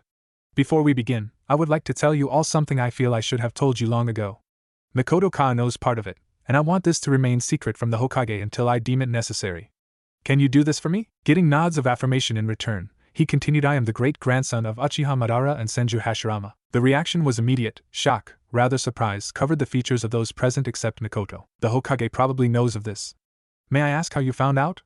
Itachi questioned, being the quickest to get over his surprise. "Yes, last time you said that it was a secret," was Mikoto's reply. "You must keep calm after I say this. I got the knowledge from the QB. Uchiha Naruto was never one to beat around the bush unless necessary." Mikoto, who was drinking water, immediately spat it in a burst. Itachi, Nana and Maya widened their eyes greatly. "And are you fucking out of your mind?" was Shisui's response, which earned him a hit to the head by Mikoto. "Language, young man, there are children here." It was quite a comical scene, Shisui cowering under Mikoto's gaze while the children, who would use the language themselves given the occasion, were snickering. Itachi was the one who remained most calm, and said, "I assume you have a reason to trust the QB and have some sort of agreement." As always, Itachi was perceptive. "Yes, it finds me interesting, and the only person in a long while who shares traits with its father, the Rakuto Sennin, sage of the 6 paths." The mention of the sage was a shocker for all the guests. "We have a deal that I will one day find a way to let it out without dying, while in the meanwhile, it doesn't try to escape and helps me by giving guidance on occasion. And heal all those damned injuries you have after training," the fox shouted in his mind, which made Naruto say, "And yes, heal all my damn injuries. You don't play with fire, Naruto. The QB is a being of hatred that kills on whim. It's also responsible for the attack on Konoha 8 years ago, and your parents' deaths." All that Mikoto said had been true, to a degree. "I'm sorry, Ka-chan, but you're wrong this time. Tell me, how would you feel if you are trapped against your will in the body of a being you could kill with a sneeze for around a century?" While it may be true that the QB dealt the killing blow, Tu-chan and Ka-chan were already half dead when they were preparing the seating. Another thing is that the attack was orchestrated by a masked Uchiha claiming to be Madara. Itachi's eyes widened a bit at this, which Naruto noticed, and that the QB was forced to attack. "Now don't ask me for more details," as mysteriously, "the QB's memories of the event are foggy. I'm sorry, Naruto-kun, but I was raised with the view I shared with you, so do expect me to be a little bit uncooperative until I absorb this information." Mikoto apologized indirectly to the QB. "So that explains Naruto-kun's Sharingan. Anyway, let's eat. I had Naruto-kun make my favorite tonkatsu and I won't let it get cold." Maya childishly pouted as she said that, chuckling at the girl's antics. Everyone started to eat. During dinner, among the little chit-chat, the fact that the Uchiha had isolated themselves and Meia's training with Naruto caused another thought to go through Naruto's mind. Very suspicious. First I noticed that I'm being spied on, next Sensei warns me to watch my back, and finally the Uchiha decide to isolate themselves. Fugaku was already suspicious in trying to make me the Uchiha's weapon and not Konoha's weapon, unlike this Danzo Tuchan spoke of. Also, the villagers seemed to be getting increasingly distant from the Uchiha. What exactly is going on? I know that somehow the Uchiha are involved, if only I had a bit more knowledge. Little did young Naruto know that he already had all the pieces to the puzzle, he just wasn't using all of them, and not the right way. Is something wrong, Naruto-kun? Asked Itachi, seeing Naruto lost in thought for a second. No, it's nothing important, replied Naruto. Maybe you're just thinking about me, how to take me as your own. Naruto-sama, said Mikoto demurely, her eyes pointing towards a certain Uchiha for just a moment. Oh, I wouldn't know about that, Mikoto-chan, was Naruto's coy reply, seeing Mikoto's subtle sign of their target. Naruto-kun, it would be in your best interest. Itachi began in a slightly dark tone but was interrupted by none other than his mother. Oh, Itachi-chan, I knew you loved me. But alas, we are mother and son, so we can't be together, unless you plan to elope with me. These were the words of the only Uchiha known in the cosmos who could tease her son maturely. Upon hearing that, Itachi was reminded of the reason he had long since stopped interrupting her teasing. He didn't even know how he got goaded just now. She was the only person who could turn him beet red. Yes, turn frigging Uchiha Itachi a shade so crimson that a fresh, red tomato would look like a cheap rip-off. Looking at the rare sight, everyone in the room burst out into chuckling fits until they started coughing. Whoa, who knew Itachi and I could be like this, was the only comment made by a still giggling Uzumaki Meiya. I know, right? It's like seeing something out of a dream. Uchiha Nana added her 2 cents. The rest of dinner was eaten relatively normally. Itachi finished first and left for the roof, followed by Naruto, who noted that it would take a while for the others to finish. With Itachi and Naruto, it's beautiful, right? The moon shining between the clouds, dimly lighting the night sky, said Naruto as he approached the Uchiha prodigy. Yes, it is, Itachi said in response. I noticed something in the talk earlier that's been bothering me. Also, there's another thing which has been driving me mad for a year or so, Naruto said honestly. This had better not be about Ka-san teasing me and you honestly falling for her, teased Itachi. While she is attractive, the matter is much more serious. Naruto adopted a serious expression as he said that. You see, earlier in dinner when I mentioned the masked Uchiha parading around as Madara, you showed a reaction. What do you know about it? Don't worry, I won't tell the Hokage, which is what I've already asked of you. You're quite perceptive, Naruto-kun. From where this is going, I think it would be best to tell you everything once you've given me the next question as well, Itachi replied. You see, lately I've noticed that the village and the Uchiha have been getting rather distant. The Uchiha's seclusion isn't doing much to quell my beliefs. It's almost as if a war is about to take place. Naruto let the confusion show on his face. Itachi's eyes widened to the size of dinner plates. I've no idea what to say to that. The best way to start is to say that you are correct. Naruto's eyes widened. First, I'll explain the village's situation, as technically speaking, you are involved as well. You see, the thing is that the Uchiha clan has been targeted by the village as the perpetrators of the Kyuubi attack. This belief was initially held only by the top authority, but now quite a bit of Konoha's population share it. This is so because those who enforce the law, the Uchiha police force, are generally disliked by many people, hence biased allegations. The Uchiha, on the other hand, grew tired of all this and step by step, they are getting distant from the village, and are now expected to start a coup d'etat against the village. With the situation worsening, Umbu are getting more active and termination seems to be the best course of action. Of course the Hokage is conducting talks, but they seem to be failing. I see. I understand the need of secrecy. To be honest, this is just a bit too much for me to grasp. However, I'll ask, how is this related to the masked man? Naruto questioned. Apparently this man also holds a dislike for the clan. How do I know this? To be honest, he came to me and discussed things I'm not ready to disclose at the moment. Forgive me, but I don't think it would be wise to let you know more than what you already know. I know you would have figured this out yourself, but understand that I'm not ready to share what that man has to do with all this. Itachi was a bit uncomfortable with even telling the boy what he had. He felt like he rushed the details to him, thinking that Naruto wouldn't have any issues in taking in the knowledge. I understand. Don't worry, I'll keep this to myself, Naruto assured, though it wasn't needed. I've gotten a lot more to think about. This is slowly getting tiresome and annoying. I see. I have to go now, until next time. With that, Itachi left in a shunshin body flicker. Naruto went back inside and found that everyone had finished eating and were chatting. Mikoto noticed Naruto's return and questioned, "Where have you been?" "Around," he said coolly, but one look from Mikoto and he corrected, "On the roof with Itachi and I." He left by the way. Naruto then took a seat and the group talked about the academy, future arrangements and the like. Of course they teased each other on occasion. At around 10 p.m., the guests left and about half an hour later, the residents of the home went to sleep. Next day, Ninja Academy Konoha. Our favorite trio had woken up rather slowly that day, though the fact that Naruto explained to them his plan to get into the same team was a factor as well. It was either Naruto and one of the girls get highest grade and the third gets dead last, or they all get an average on between score. The latter, of course, was decided to be undertaken. They were currently walking towards the building, 10 minutes left until the actual academic session starts, when they saw Sarutobi Hiruzen standing near the door gesturing them to move to a side. Good morning Naruto-kun, Nana-kun and Maya-kun greeted the Hokage. Ohio Gigi greeted the three, Maya and Nana having developed familiarity with the Hokage. As you know, Naruto's training and by extension yours as well, Hiruzen pointed towards the girls, will have to be kept secret. This is to keep Naruto's bloodlines a secret to keep the three of you safe, as you know. Therefore what I wanted to say is that I want you to give an average performance in the academy.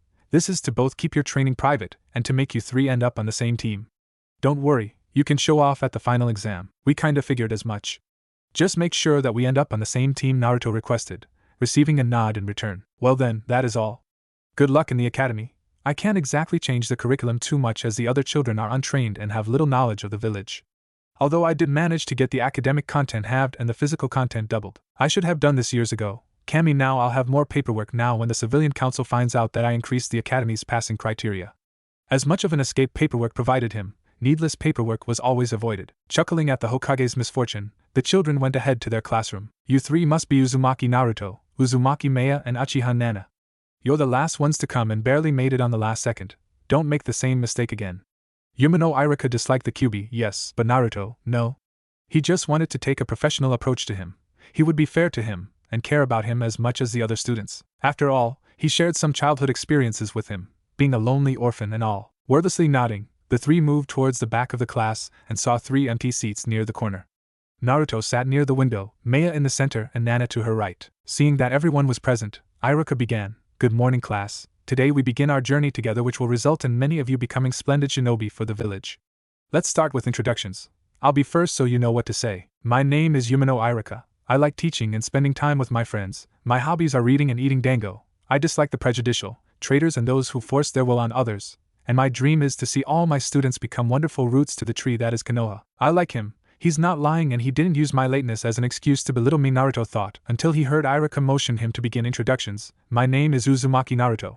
I like spending time with my family and training. My hobbies are, he paused and thought, I can't say intermediate fuinjutsu, sealing art, reading and exercising. My dislikes are prejudicial people, those who force their will on others and those who threaten my precious people. And my dream is to, well, for now I don't have much of a dream other than to protect my precious people.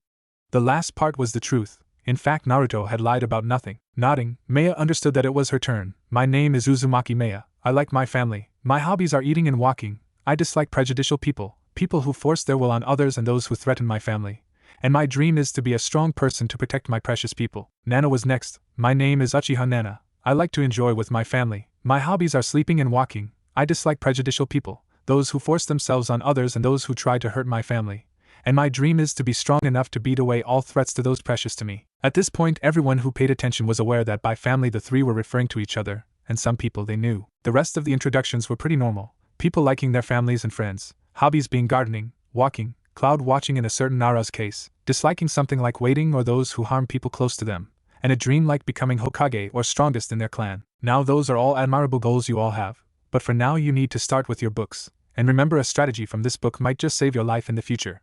Irika began to write on the board and started the lecture. This won't be too bad, Naruto thought, looking outside the window, not paying attention to the lecture as he already read the book a few times. This quietness is a bit calming. The same could not be said for the girls beside him who did not want to sit in the same place and learn what they already knew. Naruto noticed this and, much to their ire, smiled at them. Needless to say that these 4 years wouldn't be too eventful, or would they? Uchiha clan compound, Konoha. Greetings, Itachi, a voice said from the darkness in an alley. Likewise, Madara. I presume you want my answer? Itachi replied. Yes, we've delayed it for a year now, was the Madara's reply. I need a little more time to see how things play out, Itachi requested. Very well, you have 2 months.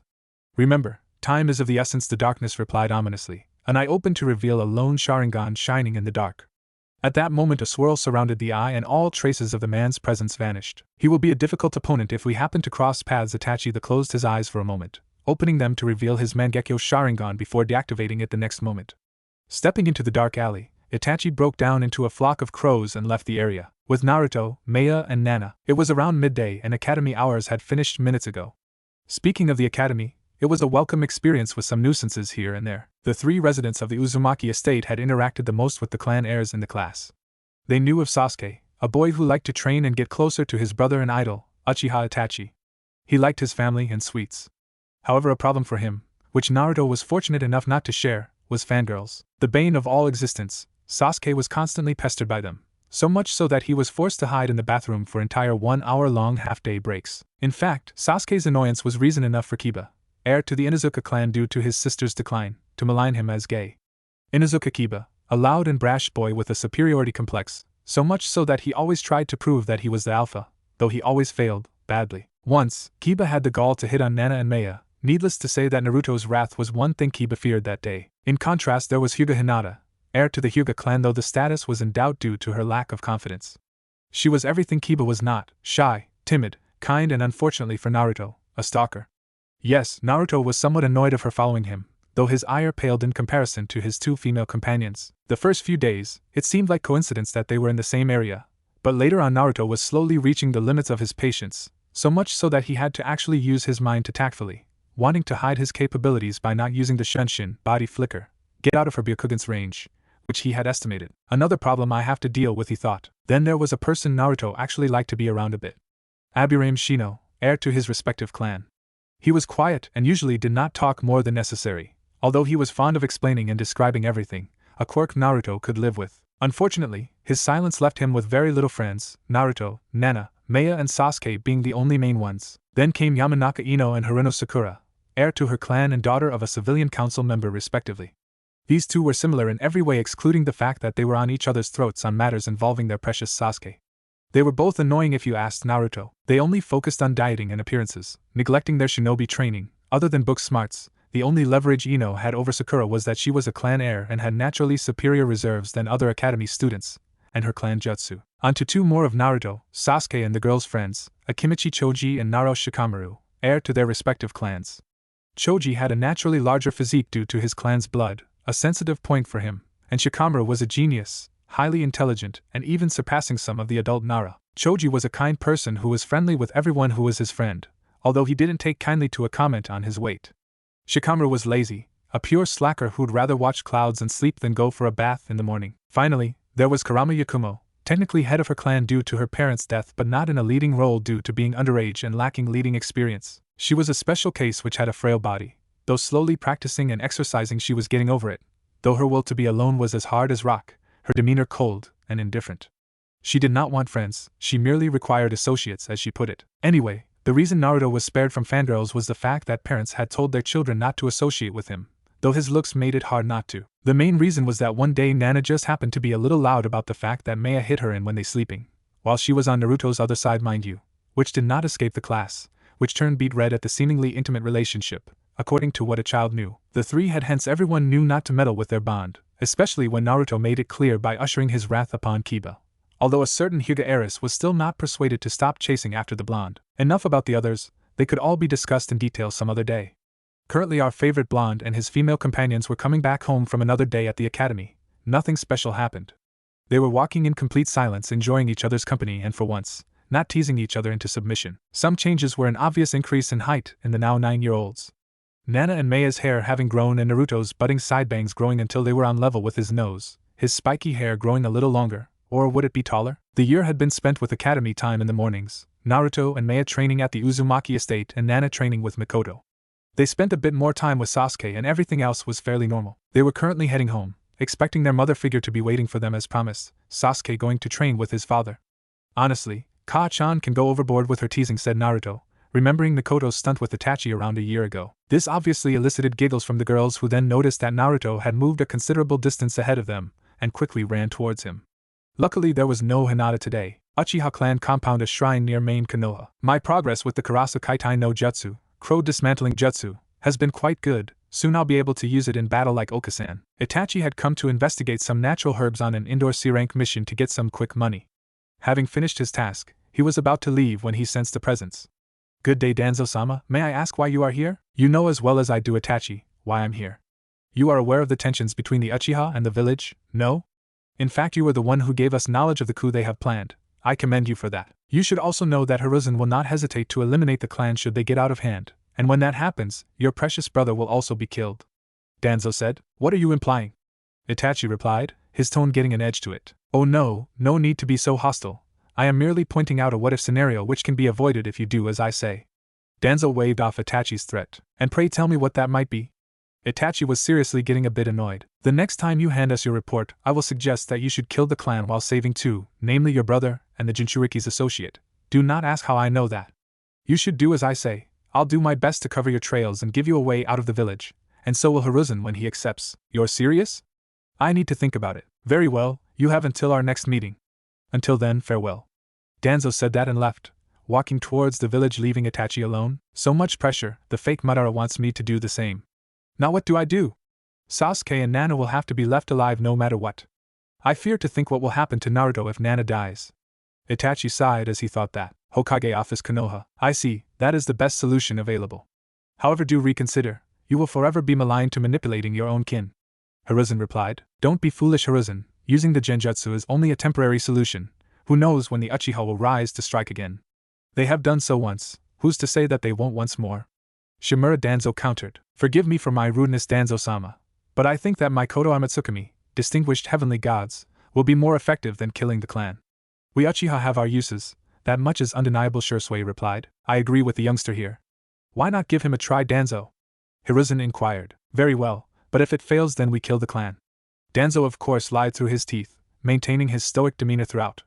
I'll have to harvest Shisui's eyes, his Mangekyo will be more useful that way. Now that the matter is settled, you are dismissed. The Hokage granted Shisui's unsaid request. Shisui left in a swirl of leaves, leaving behind Hiruzen and Danzo, the latter leaving after a farewell. Kami, my work is getting harder by the day, Hiruzen sighed. He was doing that a lot lately. Uzumaki Training Ground Konoha. Not fast enough, Mikoto said as she dodged Naruto's Itorio Ai. Sure son. One sword style draw and Rishi technique. Lion Song. Naruto had no particular name for his kenjutsu style, so he just called it Itorio. Seeing that he had another sword which he was getting close to unlocking and hence developing an Itorio to utilize it. Naruto was ambidextrous, so a dual wield was no issue. Sheathing Akashometsu, Red Annihilation, Naruto used a Shunshin, body flicker, to move into the trees. When Naruto, Nana and Maya returned home, they found some snacks sitting on the table with some juice and a note. Naruto picked it up and read it. Apparently, Mikoto wanted to take a test of Maya and Nana's progress, and invited Naruto into the mix. After that it was a 3-on-1 fight against Mikoto, the children currently losing. Regrouping with the girls, Naruto thought up of a plan on the fly and decided to share it. Listen up, in the fight I had with Shisui-sensei I used a chakra blocking seal with a 1 kilometer radius.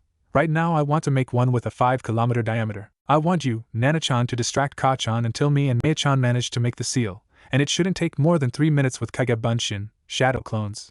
Once she's trapped, she should take about 4 minutes to escape as opposed to Sensei's 1. Here's the important part, Yuhi looked at Nana, will be at the center with Ka-chan while distracting her.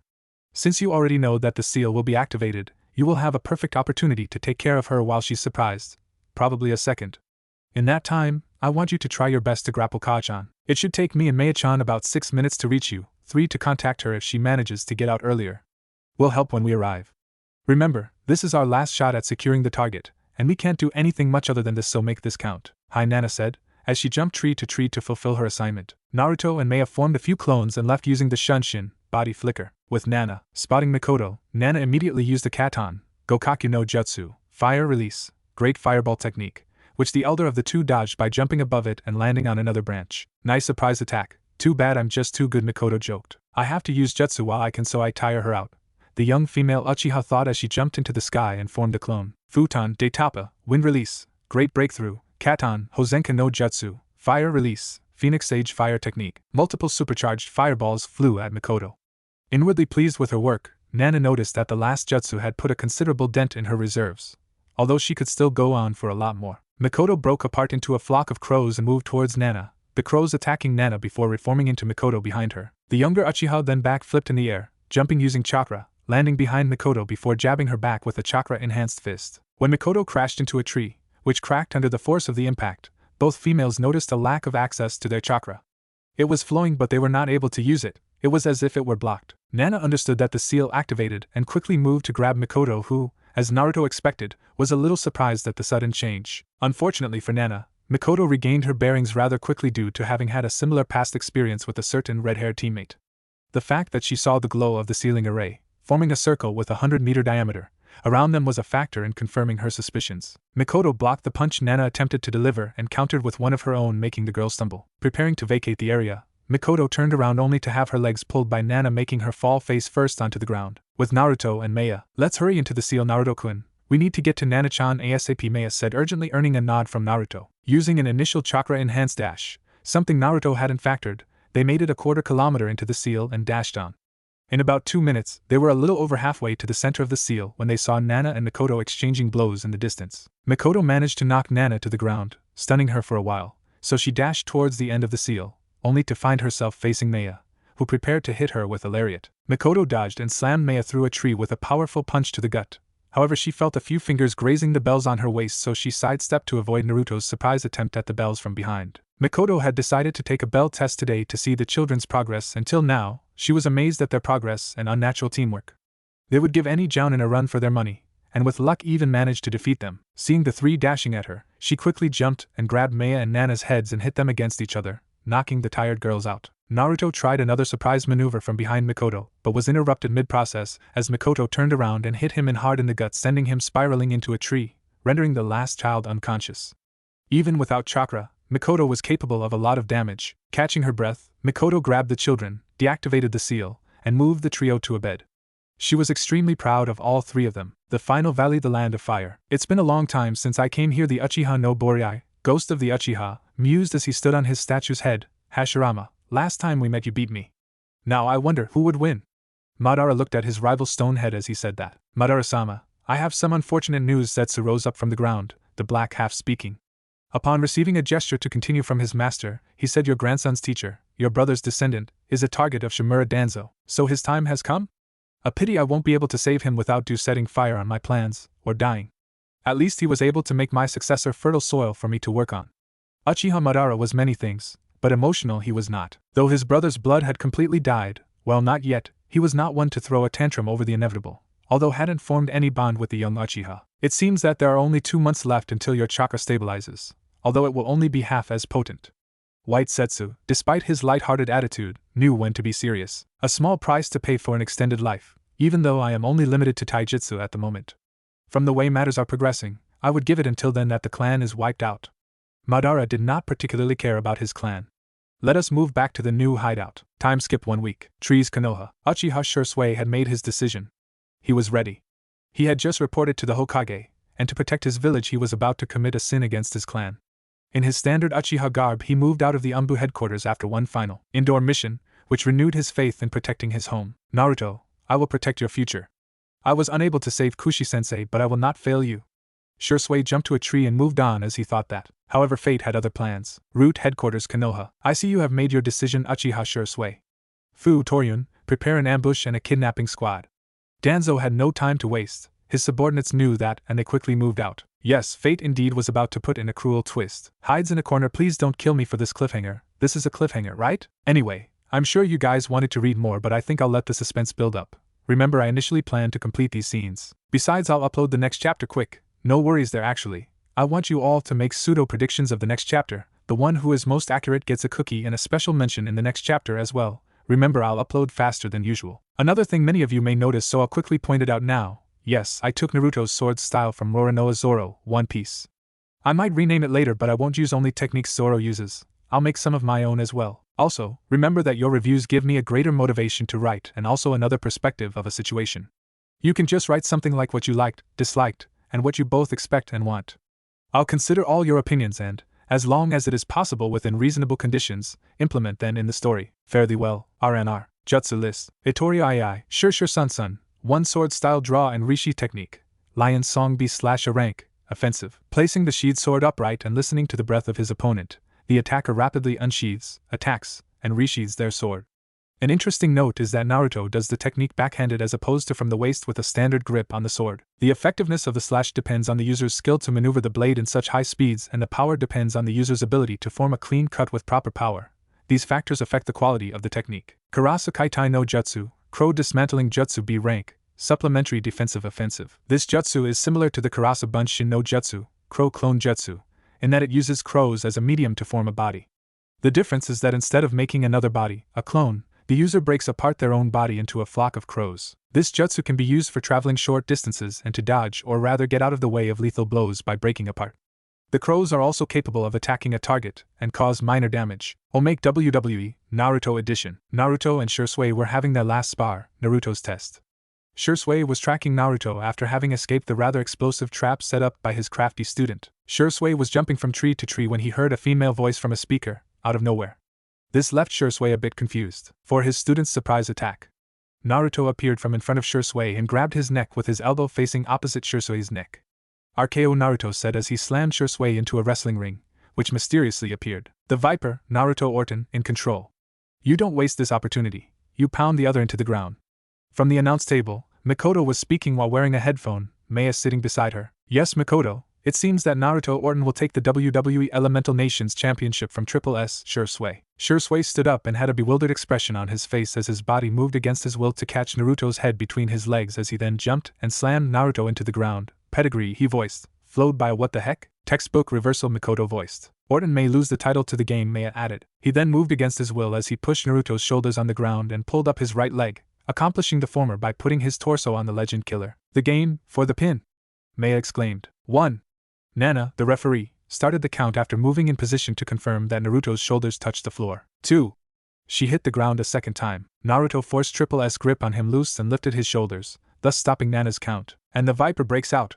Mikoto exclaimed. Ignoring the pain of the last attack, Naruto quickly stood up and hit Shisui with a right hook, followed by a left jab, a right chop, a kick with the left leg which left Triple S stunned for a second, and finally a full power lariat with the right arm, slamming Shisui into the ground. He almost broke his neck with that lariat, Mikoto commented. Quickly moving to the edge of the ring, Orton performed a springboard dive and jumped from the ropes, on the King of Kings. Quickly dragging his adversary to the center of the ring, Naruto mocked him by using his own move against him. That pedigree not only hurt him physically, his pride must be in jeopardy.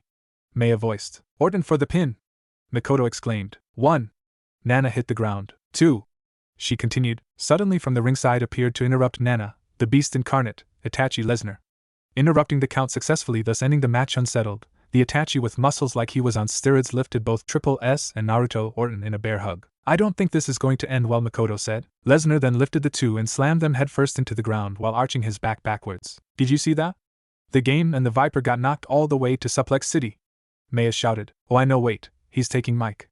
The beast wants to say something, Mikoto said incredulously. Looking down at the unconscious pair one last time, the overbuffed Itachi began. The legend killer will be slayed. The King of Kings will be dethroned.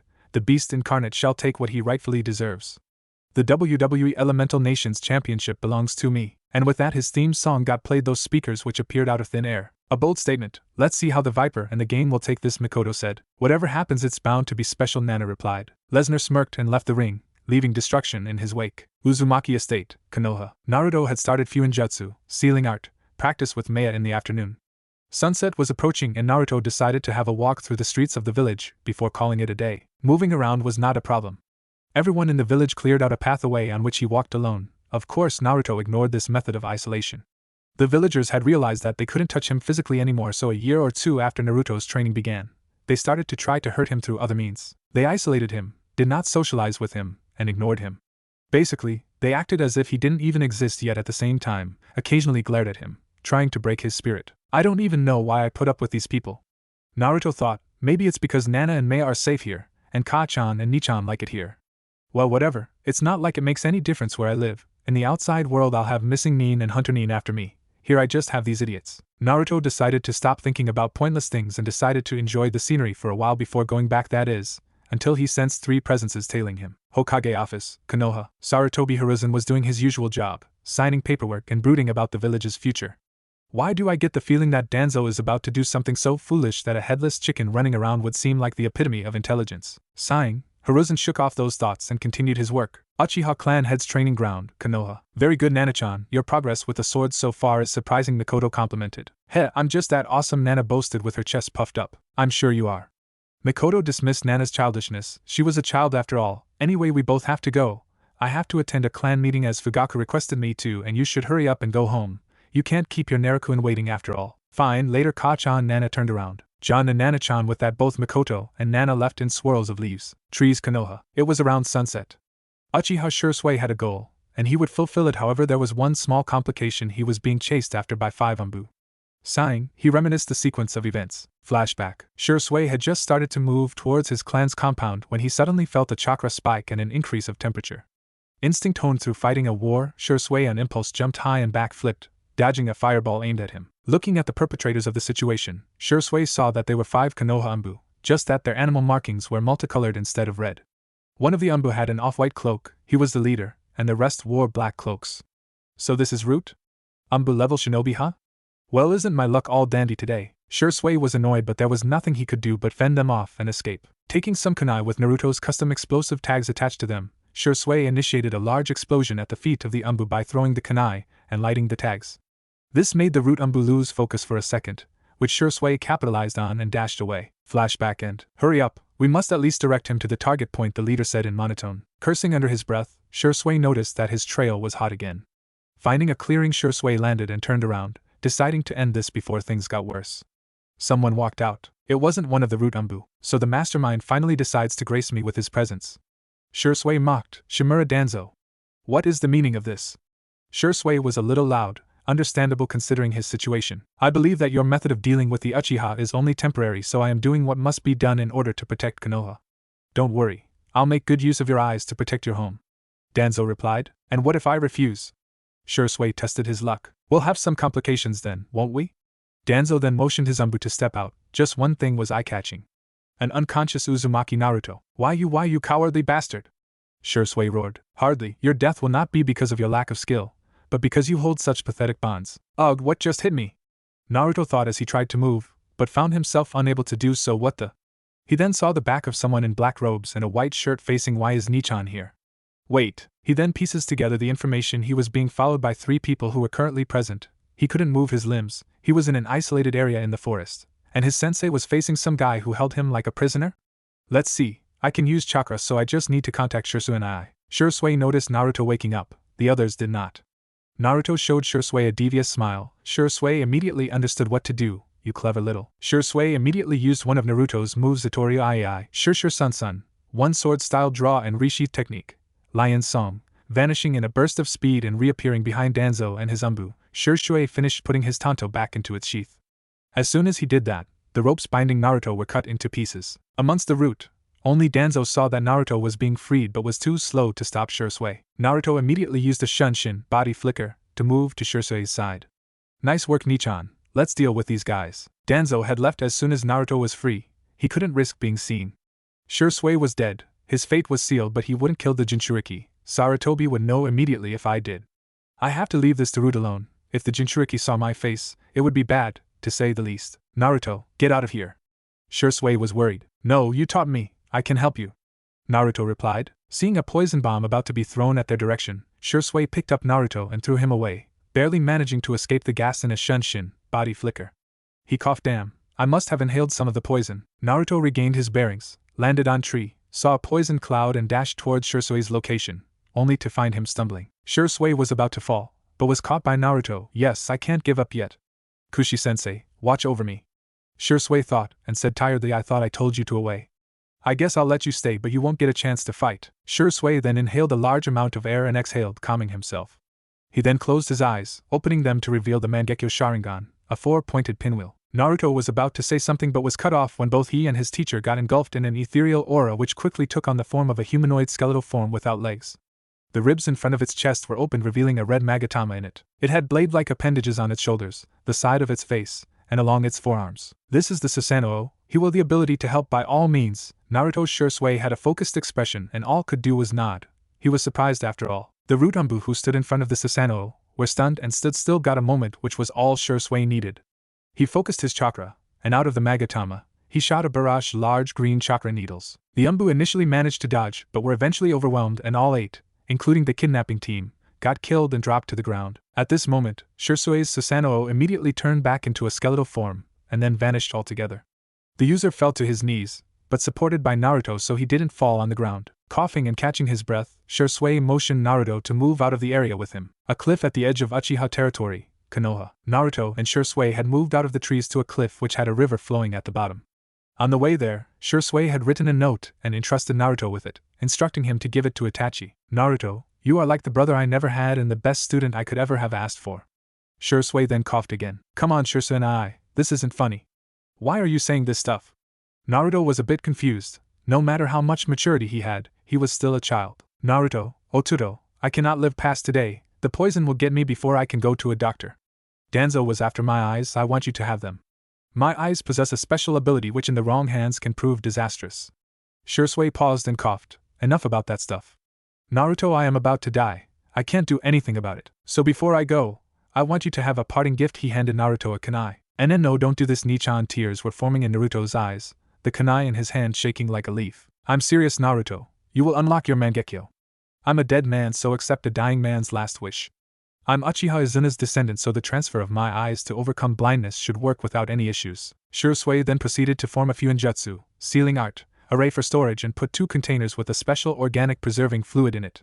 He then took out his right eye and put it in one of the containers. Doing the same with the other, ignoring the pain once again, he sealed the eyes in the scroll with knowledge from his memory and experience in working in conditions with low vision. Looking at Naruto with closed eyes, he said, "Don't make that expression, Naruto. I've known you since you were a little kid. Even like this I can see your face as clear as day." Naruto continued to frown. "Look, Naruto, I know this may be hard, but you have to accept this. Now then, it's time I left. You've made me proud, Naruto." He gave Naruto a warm and endearing smile and suddenly pushed himself onto the kunai, the blade piercing his gut. Tumbling towards the cliffside, intent on falling off, Shisui used the last of his consciousness to mutter, "Goodbye, my precious little brother." As Shisui fell down, dead yet smiling in content, Naruto's tears stopped falling. He felt cold, tired, no. He felt nothing, as if his emotions from before had all disappeared. Why? He asked no one in particular. I'm feeling nothing. Why am I not hurting? Why isn't Nichan's sacrifice awakening the Mangekyo Sharingan? Why, damn it, that was it, he had been broken. He then silently turned around and made his way back home. However, he remembered the task entrusted to him, hence moved to finish it after sensing Itachi's chakra signature.